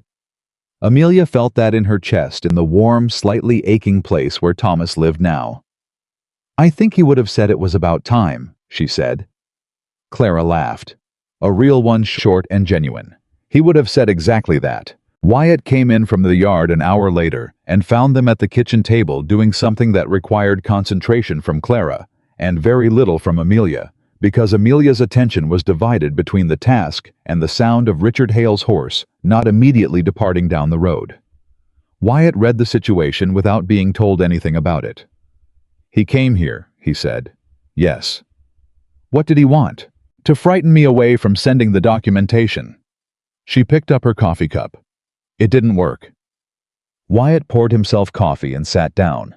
He looked at her with the careful, direct look that she had come to understand was one of his primary languages, not assessment exactly, but attention, the kind that says, "I see you, and I am taking what I see seriously." "The documentation goes out today," he said. "Harrison Cole has it. He's sending it this afternoon." Wyatt nodded. "Then it's done," he said. "The beginning of it," she said. "It'll take time, maybe months. I may have to go back to St. Louis when it reaches the right people." "I know." "I'll come back," she said. She heard herself say it and felt the certainty of it, the clean structural certainty of a decision that has been made at a level deeper than logic. "I'm not saying that to reassure you. I'm saying it because it's true. This is where I'm staying." Wyatt was quiet for a moment. "I know that too," he said. Clara made a small, pointedly neutral sound and became very interested in her task. Amelia looked at Wyatt. He was looking at his coffee cup, and the line of his jaw had the quality it had when something mattered to him and he was not going to make a production of it. She had been watching that jaw for 6 weeks, she realized. She had been learning its language, the small vocabulary of shifts and compressions that constituted his emotional surface. She knew what this one meant. She did not say anything about it. Not yet. Some things needed to be placed carefully before they could be named. But they were there, and they were real, and she thought they both knew it, and the knowing was enough for now. 2 days later, the documentation left Blackwater in Harrison Cole's official correspondence addressed to 2 parties in St. Louis. One, a federal investigator, whose name Harrison had produced from his professional network with the precision of a man who knew exactly which drawer a thing was. In the other, a journalist at a St. Louis paper who had been, according to Harrison, quietly investigating the Caldwell collapse for several months and would recognize the significance of what he was receiving. Richard Hale departed on the morning train the day after that. Amelia did not go to the depot to watch him go. She heard about it from Ellen, who had been at the general store at the right moment and who delivered the news with the brisk satisfaction of a woman closing a chapter she is glad to be finished with. "He looked," Ellen said, "like a man who had a very bad week." "Good," Amelia said. She went back to her alterations. The weeks that followed were not uncomplicated. A man like Richard Hale did not simply depart and leave stillness behind him. He left questions in his wake, partial conversations that needed completing, people who had believed 2 contradictory things at different times and needed to settle on one. There were mornings at Harriet's shop when Amelia could feel the particular texture of being watched and assessed the ongoing civic project of a small town, deciding what it thought of her. She had stopped fearing that project. She showed up. Every day, she showed up. She was good at her work, and she was honest in her conversations, and she made no attempt to accelerate the town's opinion of her through charm or performance. She simply did what she had told herself she would do. On the first morning she built the fire in Clara's kitchen, she was visible, and she was consistent, and she was so plainly, durably herself that the story Richard had tried to plant had no soil left to grow in. Ellen brought her into the fabric cooperative that sourced material from Helena. Harriet introduced her to a rancher's wife who needed significant alterations on a wardrobe for a trip east, a commission large enough that Amelia opened a small savings account at the Blackwater Bank in her own name at the end of October. She stood at the bank counter and wrote her signature on the account papers and felt the specific, definitive solidity of a thing that was hers. Not borrowed, not contingent on someone else's charity or someone else's goodwill or someone else's willingness to believe a story about her. Hers. She walked out of the bank into the October air and thought with a clarity that surprised her in its simplicity, "I live here now, not visiting, not temporarily sheltering, not passing through on the way to something else. Living at the ranch." Things were changing in the way that things change when people spend enough time in proximity to each other, gradually, without announcement, in the accumulation of small moments that do not individually seem significant, but that together constitute something real. She and Wyatt had developed a set of habits that neither of them had designed.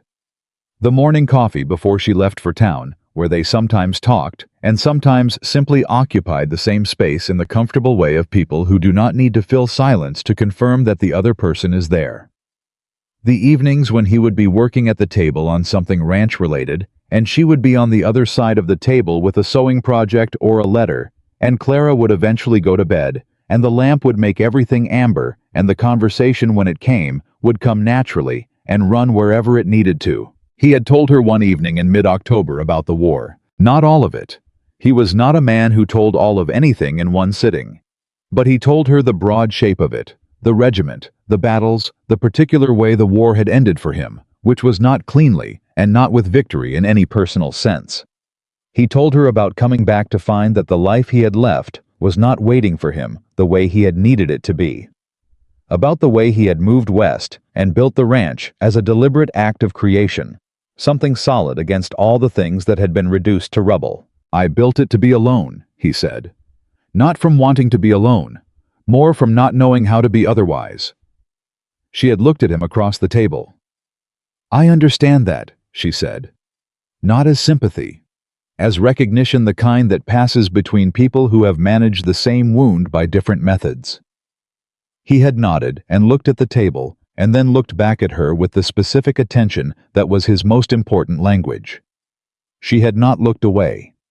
Neither had he. Clara found ways to be elsewhere with increasing frequency after that, not with any performance of tactfulness, just with the natural efficiency of a woman who understood a situation and was not going to interfere with it. On the last Saturday of October, Wyatt asked her to come and look at something on the northern edge of the property. He said it in the same matter-of-fact way he said everything casually without ceremony, and she came. The land on the northern edge was different from the worked land around the ranch. Unused. A natural property boundary. An old structure that had been started and abandoned, its bones still visible and mostly sound, sitting in the cold autumn air, like something that had been waiting. She looked at it for a long moment. "Thomas was going to help me think about what to do with it," Wyatt said. He said it quietly, without weight, just information. Never got to it. She turned and looked at the structure, looked at what was there and what could be made of it. Felt something move in her chest, not grief, or not only grief, but something that included grief and extended beyond it. "It could be a small house," she said. "The bones are right." He said nothing, waited. "It would need considerable work," she said. "Months." "I know. And investment." "I know that too." She looked at it. She thought about a savings account in her own name at the Blackwater Bank. She thought about $6 a week and the Helena Fabric Commission and the particular Montana practicality of building things that last. "Are you asking me what I think about the land?" she said carefully. "Or are you asking me something else?" He was quiet for a moment. "Both," he said. She turned and looked at him. He was not performing anything. He did not look like a man rehearsing a speech or managing an impression. He looked as he always looked, like a man being exactly what he was, someone who had been alone for a long time and who was with the deliberate caution of someone who has learned what loss costs, considering the alternative. "I'm not good at this," he said. "At what?" "Saying things that—" He stopped, looked at the land, looked back at her. "Clara says I let too much go unsaid, and then wonder why people don't know what I mean." "Clara's right," Amelia said. "She usually is." A pause. "I want to say something, and I want to say it correctly because I've done this wrong before, and—" "Wyatt," she said. He stopped. "Say it the way you say everything else," she said. "Just plainly." He looked at her. "I don't want you to build a house on the north edge of my land and live in it as a neighbor," he said. "I want—" He stopped. Tried again. "When you came off that train and you were sitting on that bench and you told me you didn't need charity, that was the first time in years I met someone who made me feel like life was still moving forward." He said it without decoration, without performance, just as a fact that needed to be known. I don't want to miss you living right next to me." She looked at him for a long time. The wind was cold, and the land was wide, and the bones of a small house stood between them and the horizon. "I'm not leaving," she said. "I told you that." "I know you told me that," he said.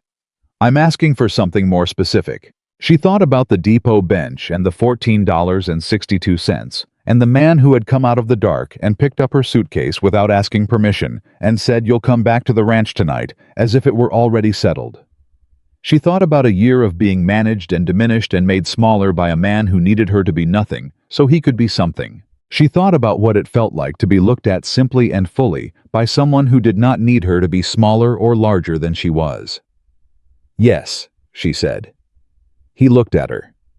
"Yes," he said. "Yes," she said again. To the more specific thing, and the wind moved between them, and the sky was enormous, and there was nothing theatrical about any of it. There was only two people standing in a field in Montana in late October, having said the true thing, and the land between them that would need months of work before it became what it was going to be. She turned and looked at the structure again.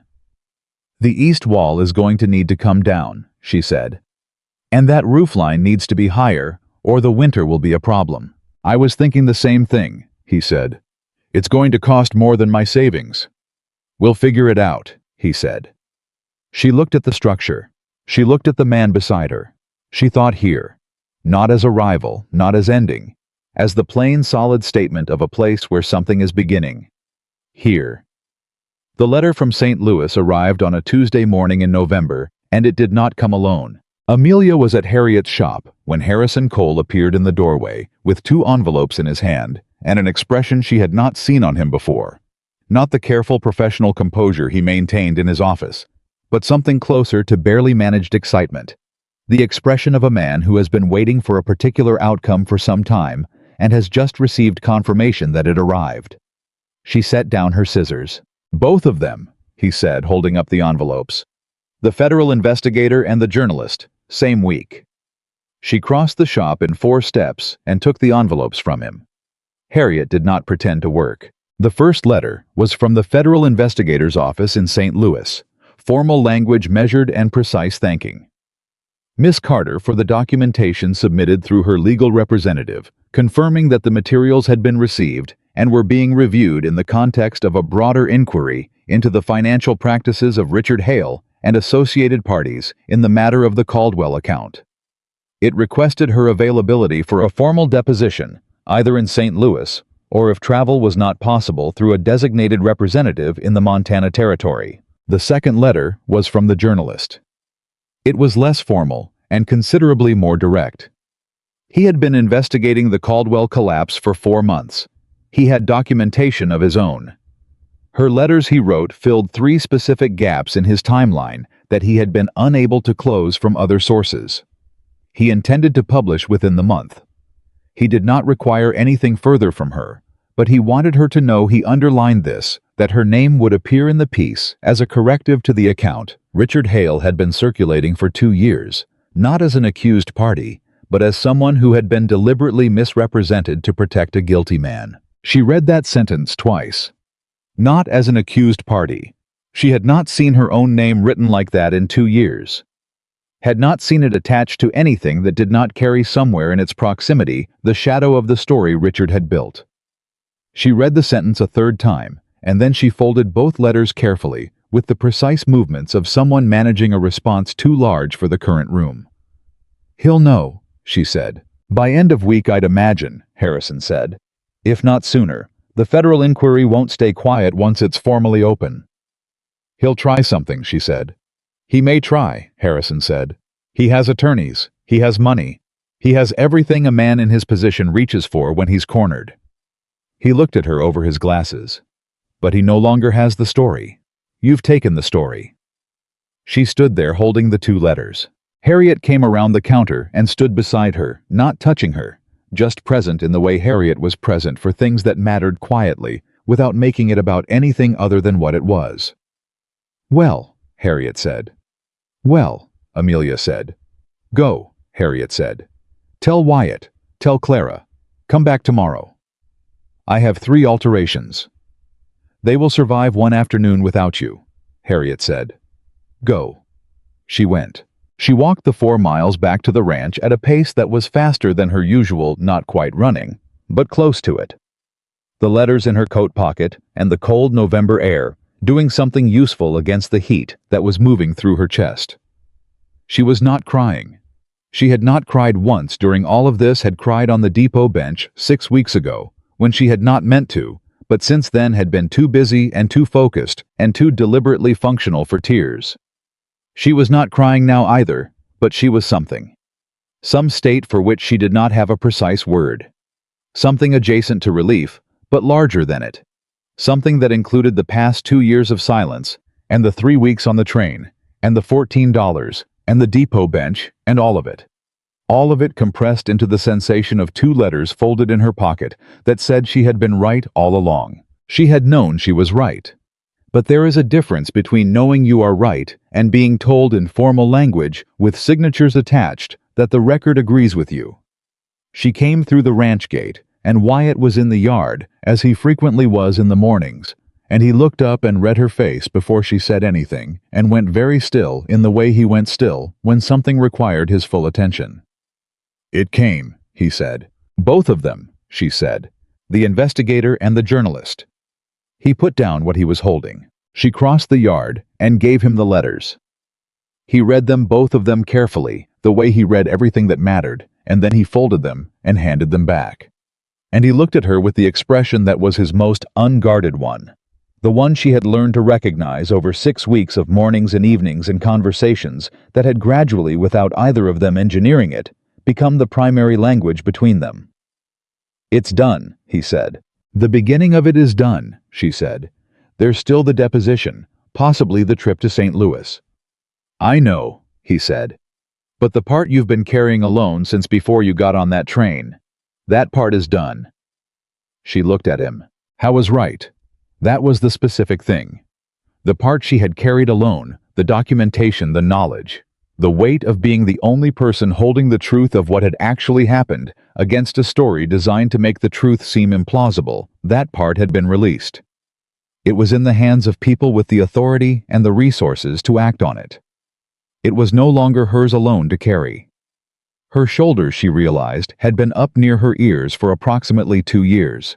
She let them drop. "Clara needs to know," she said. "She's inside," he said. "She's been watching from the window for the past 3 minutes." She turned.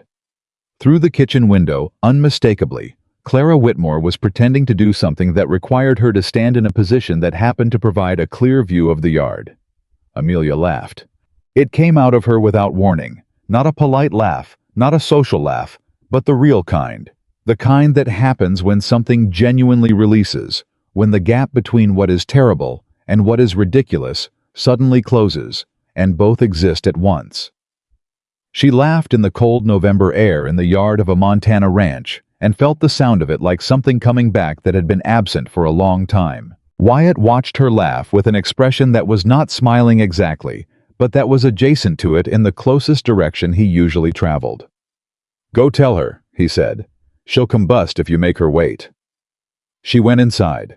Clara already had the kettle on. The week that followed moved at a different pace than any week that had preceded it in Blackwater. The journalist's piece, published 11 days after his letter arrived, she received a copy from Harrison Cole, who had been sent one by professional courtesy, and she read it at Harriet's counter, with Harriet reading over her shoulder, and Ellen Marsh somehow present, because Ellen always managed to be present for important things. The piece was thorough, carefully documented, and entirely clear about the sequence of events in the Caldwell collapse. Richard Hale's name was on it repeatedly, and not in ways he would have chosen. Amelia's name appeared in 3 places, once identifying her as the woman Hale had blamed, once quoting directly from one of her letters in a way that made the timeline undeniable, and once in the final paragraph where the journalist wrote with the plain declarative force of a man who has been sitting on the truth for 4 months and is glad to finally be setting it down. Miss Amelia Carter, currently residing in Blackwater, Montana territory, provided documentation that proved essential to establishing the actual chronology of events. The story told about her was false. The story she kept is true. Harriet read that paragraph and made a sound that was not quite words. Ellen said, "Well, there it is." Amelia set the paper down. She pressed her fingertips flat against the counter. She thought about a man at a general store who had whispered about women who travel alone, and about two women on a sidewalk she had crossed the street to address, and about Mrs. Garrett, and the letter she had shared, and the discomfort that had followed when she understood what she'd done, and about 12 women in Mrs. Park's sitting room who had listened to Amelia tell the truth and decided it was worth believing. "There it is," she said.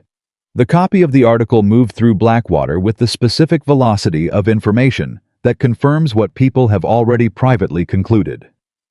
By the end of the day, Amelia had been stopped on Main Street 3 times by people she knew to varying degrees, all of whom said some version of the same thing, that they were glad the truth had come out, that they had thought as much that Blackwater was lucky to have her. She was gracious to all of them.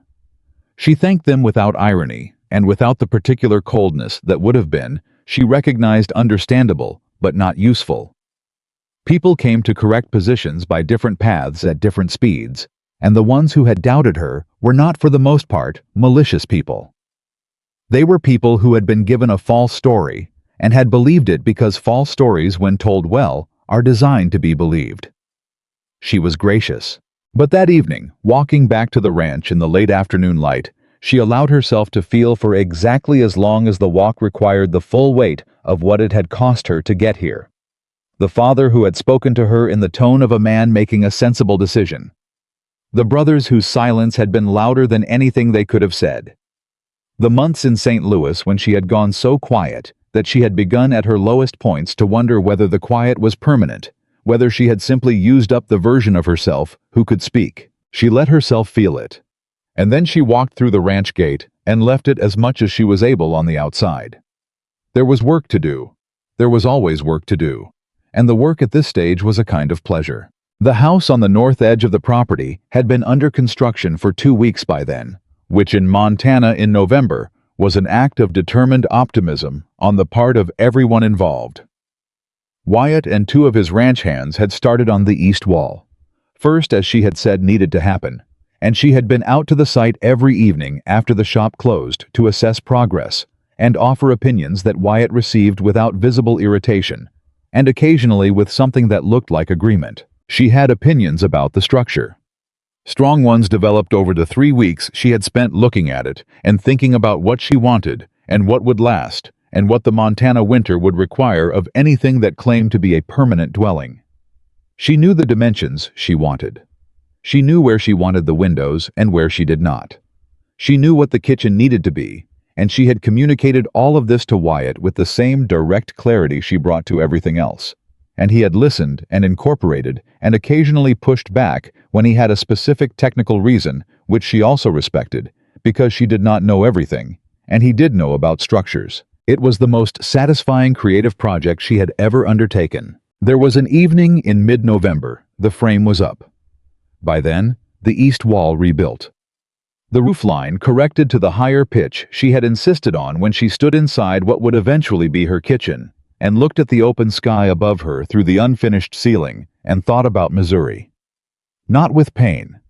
Just with the particular distance of someone looking back across a landscape they have traveled, and noting without distress how far the beginning is from here. She had left Missouri with nothing. She was building something, not being given something, not being rescued into something.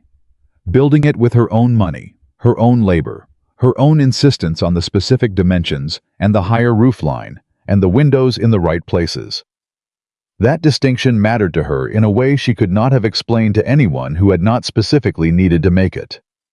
Wyatt appeared at the unfinished doorway. He did that, appeared at the edges of her concentration, without intruding into it, present in the way of someone who has learned when to be close and when to be background. She had come to rely on it without meaning to, the way you come to rely on something that has been consistently there long enough to feel structural. "Clara says dinner," he said. "Tell her 10 minutes. She'll send it out with a look. I can handle her looks." I was quiet for a moment, leaning against the doorframe. She was still looking up at the open ceiling at the sky going orange at the edges. "You think about St. Louis," he said. "Today, I mean, with the article. Some, she said. On the walk back. Hard. It was what it was, she said. And then it wasn't any more. She looked at him. That's as good as it gets, I think. Not that it stops hurting entirely, just that it stops being the biggest thing. He nodded, understanding she knew from his own version of the same process. The deposition will come, he said. The investigator's letter. I know. She had been thinking about it. A trip to St. Louis, standing in a formal room, saying what she knew to people with the authority to act on it. It would not be easy. It would require from her the most sustained version of the composure she had spent 6 weeks building. I'll go when it's time, and I'll come back. I know you'll come back, he said. She looked at him. There was something he was not saying. She could see it in the particular quality of his stillness.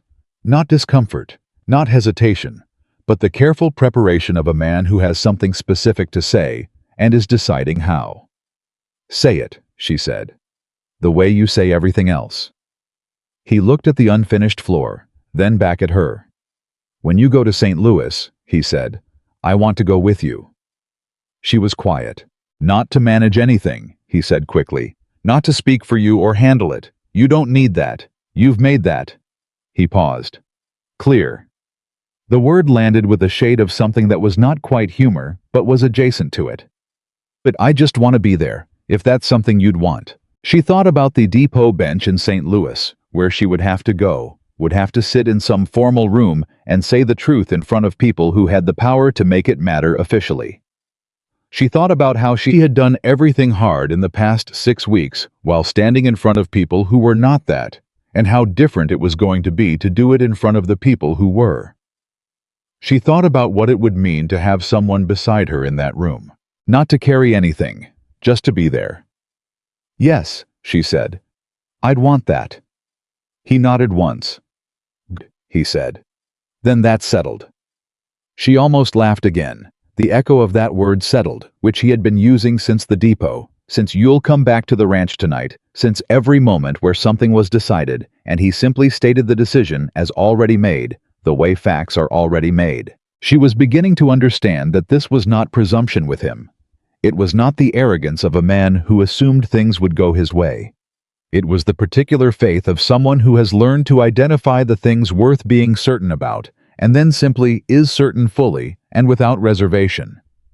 She was apparently one of those things. She had been learning slowly how to receive that without looking for the condition underneath it. The condition that Richard had always had underneath everything. The fine print that said the warmth was contingent on her being useful or small or silent or whatever the specific requirement of the moment demanded. She had been so practiced at finding that fine print that she had kept looking for it in Wyatt's words, and finding nothing which had alarmed her at first, and then had gradually over 6 weeks of nothing begun to feel like something she could almost trust. Almost. She was working on the almost. She looked back up at the sky through the unfinished ceiling. The roof goes on next week, she said. I want to be here for it. You'll be here, he said. Saturday, she said. Saturday, he agreed. And the interior walls need to start before December, or the cold will. I know, he said. We'll start Thursday. She turned to look at him in the doorframe and felt the full, simple, slightly overwhelming reality of the situation. A man in a doorway of a house she was building on the edge of his land, discussing the interior walls with the practical attentiveness of someone invested in the outcome. Dinner, she said. Dinner, he said. They walked back to the main house together in the cold, and inside, Clara had made something that required more dishes than were strictly necessary for 3 people, which was her language for celebration, and they ate it in the warm amber of the kitchen lamp, and the conversation was easy and specific and ordinary in all the ways that ordinary had become for Amelia Carter the thing she wanted most. The deposition summons came in December. A formal letter, through Harrison Cole, requesting her presence in St. Louis in the 2nd week of January. She read it standing at Harriet's counter at 8 in the morning, and then she set it beside the ledger and opened the accounts because the accounts needed to be done, and a piece of paper with a date on it was not going to rearrange her morning. Harrison met with her that afternoon, and they went through the documentation again, the full sequence of it, Every letter and date and record building the testimony she would give, with the same systematic attention she had given everything that mattered. He was good at this, she had understood it from the beginning, but 6 weeks of watching him work had deepened the understanding. He asked questions designed to test the weakest points before anyone with a different agenda could use them, and she answered them with the clarity of someone who has been sitting with the truth long enough that it no longer required any effort to access. "You'll be the most prepared person in that room," Harrison said at the end. "I want to be," she said. "You will be." He looked at her. "You've always known what you had. You just needed the right conditions to use it." She thought about that on the walk back. The right conditions, which was one way to describe a depot bench in Montana and $14.62 and a man who came out of the dark and said, "You'll come back to the ranch tonight," and a woman who had baked bread in Clara's kitchen the next morning because she needed something useful to do with her hands. The right conditions. She told Wyatt that evening. He listened, asked 2 specific questions about the timeline, and then said, "January. I'll arrange for someone to manage the ranch." "You don't have to." "I said I was going," he said. She stopped. "Wyatt." "Amelia." They looked at each other. "Thank you," she said. Not the formality version. The real one, the one that meant something had been offered and received, and that the receiving of it was not casual. "Stop thanking me," he said not unkindly. "I'm going because I want to go." She held his gaze. I know, she said. "That's what I'm thanking you for." Christmas came to Blackwater, the way it came to small western towns, without great fanfare, but with the particular warmth of a community that knew its own rhythms, that had survived enough hard winters to understand what gathering meant. There was a community dinner at the church hall, and Amelia went with Wyatt and Clara, and she was introduced to people she had not yet met as part of the Bennett Ranch, as Harriet's ledger keeper, as Ellen Marsh's friend, as the woman who had stood in Harriet's shop and looked Richard Hale in the eye without blinking. She was not introduced at any point as the woman from the train, or the woman whose reputation had preceded her, or the woman connected to a scandal in Missouri. She was introduced as Amelia Carter, the woman from the north edge of the Bennett property, the woman who was building a house. She ate her dinner and talked to people she was only beginning to know and felt the specific texture of belonging. Not the borrowed belonging of someone sheltering in someone else's life, but the real kind, the kind that comes from having built your place in a place by showing up and working and telling the truth when it costs something to tell it. New Year came, and then January. She and Wyatt took the train east on a Wednesday morning with her documentation in a leather satchel Harrison had pressed on her because it was more professional than the coat pocket where she had been keeping it for 6 weeks. Clara stood at the ranch gate and looked at them with the expression of a woman who has prepared for this moment by refusing to be sentimental about it. "Don't let him speak for you in any room," Clara told her loud enough for Wyatt to hear. "I wasn't planning to," Amelia said. "Don't let anyone speak for you." "Clara, I'm serious." "I know you are." Amelia took her hands briefly. "I'll be back in 2 weeks." "I'll have the interior walls done," Clara said. "The kitchen side." "You shouldn't be doing that with your ankle." "My ankle is fine," Clara said. "I've been saying it's fine for 6 weeks. Everyone stopped believing me because it was convenient to have me indoors." She released Amelia's hands and stepped back. "Go, come back." Amelia went. The train east felt nothing like the train west. The same country approximately moving past the same windows, but the orientation was different in a way that extended beyond direction. She had gone west in the posture of someone escaping, leaning away from something, not toward anything. $14.62, and the shape of a future she could not fully picture. She was going east with the posture of someone returning not to where she had been, but to a room where the truth was waiting to be formally confirmed, and she was going to confirm it. Wyatt sat across from her, which was the arrangement the train's seating required, and he read and occasionally watched the country, and occasionally looked at her with the attention that was his primary language, and she found she did not mind being looked at like that, not by him. "You're thinking," he said at some point past the Wyoming border. "I'm always thinking." "You're thinking about the room," he said. "The deposition." "Yes." "What are you afraid of?" She considered the question seriously, the way he had learned to expect from her. "Not the room itself," she said. "Not the questions. I know the answers." She looked at the country moving past. "I'm afraid that when I'm standing there, when it's actually happening, I'll go back to being the person I was before, the person who knew the truth and couldn't say it." He was quiet for a moment. "You haven't been that person since you crossed a street in Blackwater to correct two women's conversation about you," he said. "3 weeks after you got off a train with nothing." She looked at him. "You were never really that person," he said. "She was just the version that existed when there was no one paying attention to what you were capable of." She looked at him for a long moment.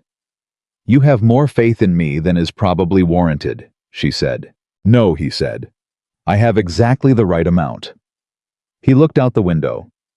"Ask Clara. She'll tell you I'm not known for overestimating."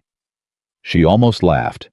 It settled instead into a smile, the kind that happens in the space between people when something true and slightly ridiculous has been said by someone who meant it fully. She went into the deposition room on a Thursday morning in January, with her leather satchel and Harrison Cole and Wyatt Bennett, who sat in the back of the room and did not say a single word for the entire duration, which was exactly what she needed him to do. She sat across from the investigator and his associates, and she opened the satchel and she answered every question with the clarity of someone who has been sitting with the truth long enough that it comes out in full sentences without effort.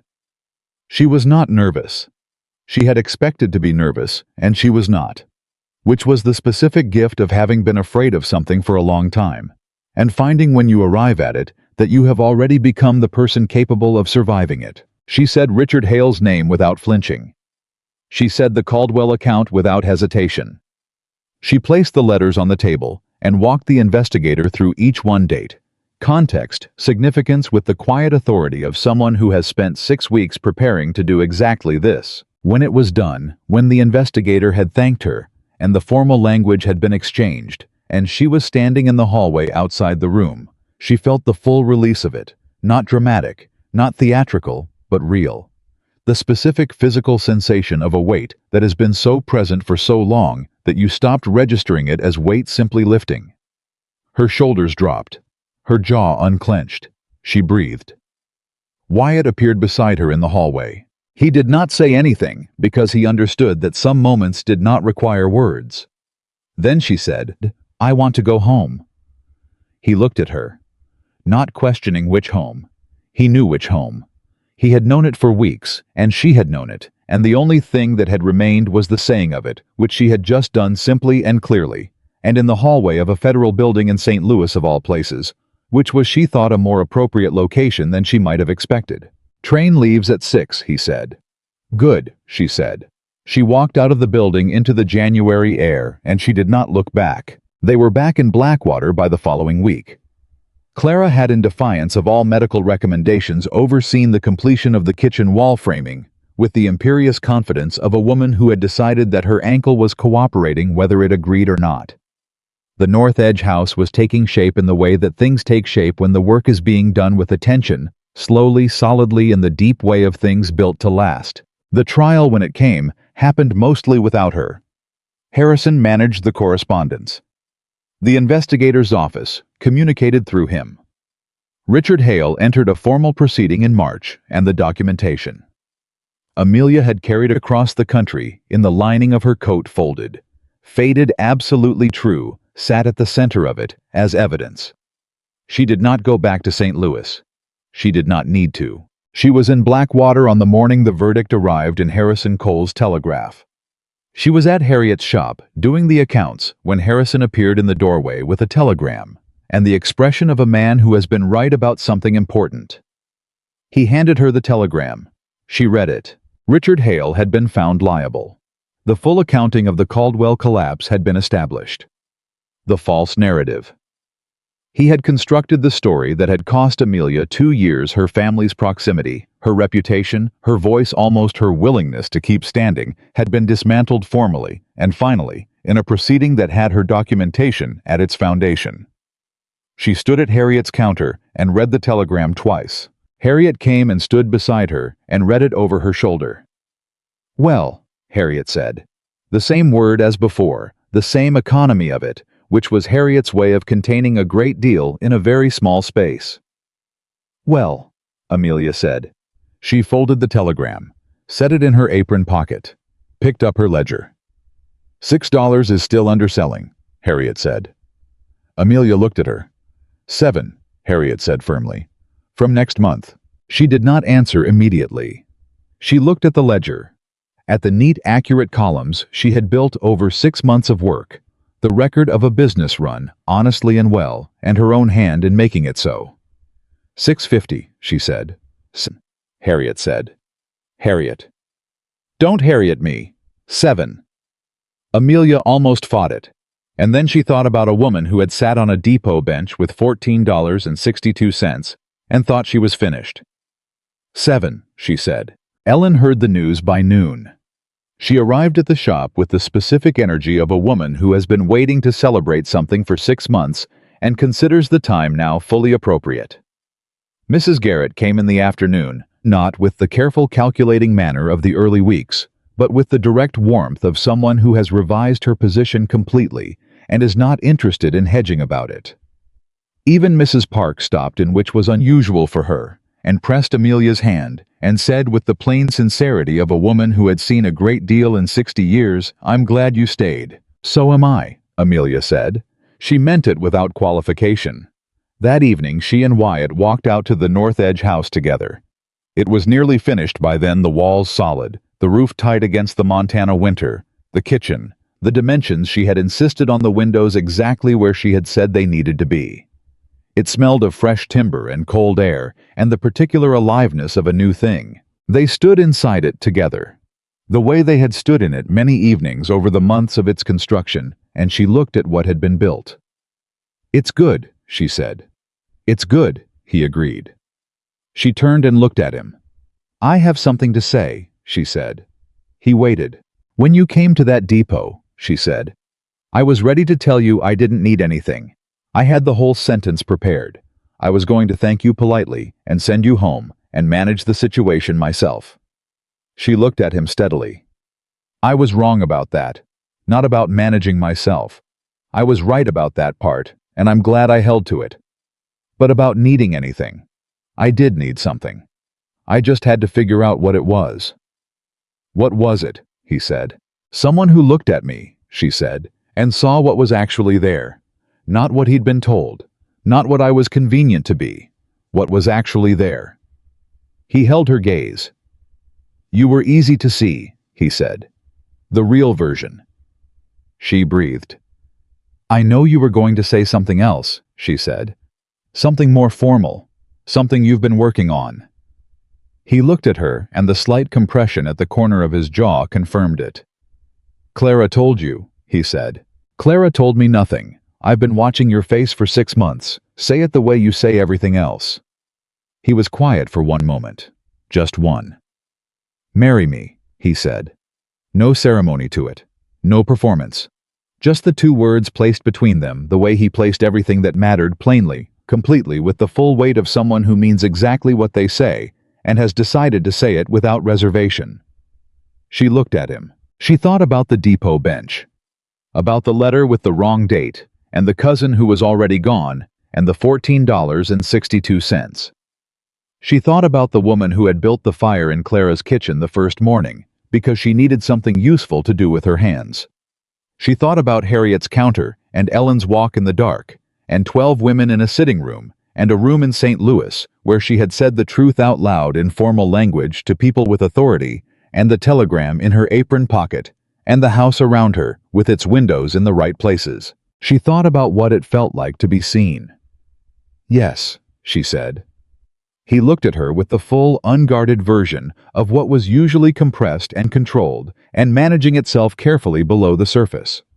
And she let herself look back fully without the reflex to find the condition underneath the warmth. There was none. There had never been any. She had simply needed to look long enough to be certain. Clara was on the porch when they came back to the main house on the pretense of something that required her to be standing precisely where she could see them coming from the north edge.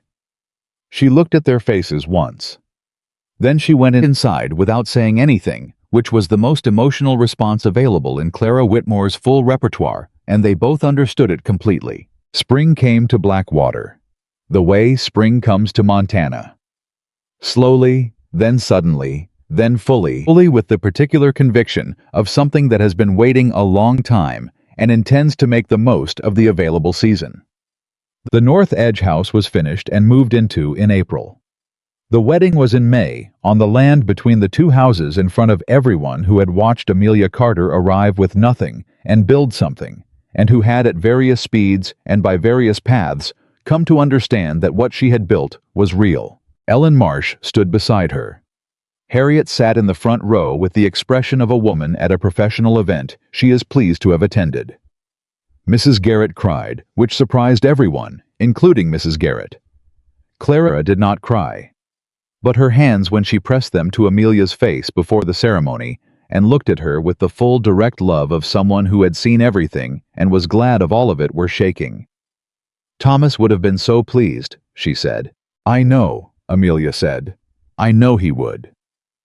In the years that followed, Amelia Bennett kept her account at the Blackwater Bank, kept her position at Harriet's shop until Harriet retired, and Amelia bought the business from her at a fair price, negotiated over 2 weeks of spirited disagreement, kept her own name on the sign because it was her shop, and she had built it the same way she had built everything, one honest day's work after another, without waiting for anyone's permission. People in Blackwater would say in later years that they had known from the beginning, that they had looked at the woman from the train and seen something, that they had understood from the moment she crossed a street to correct a conversation about herself that she was someone.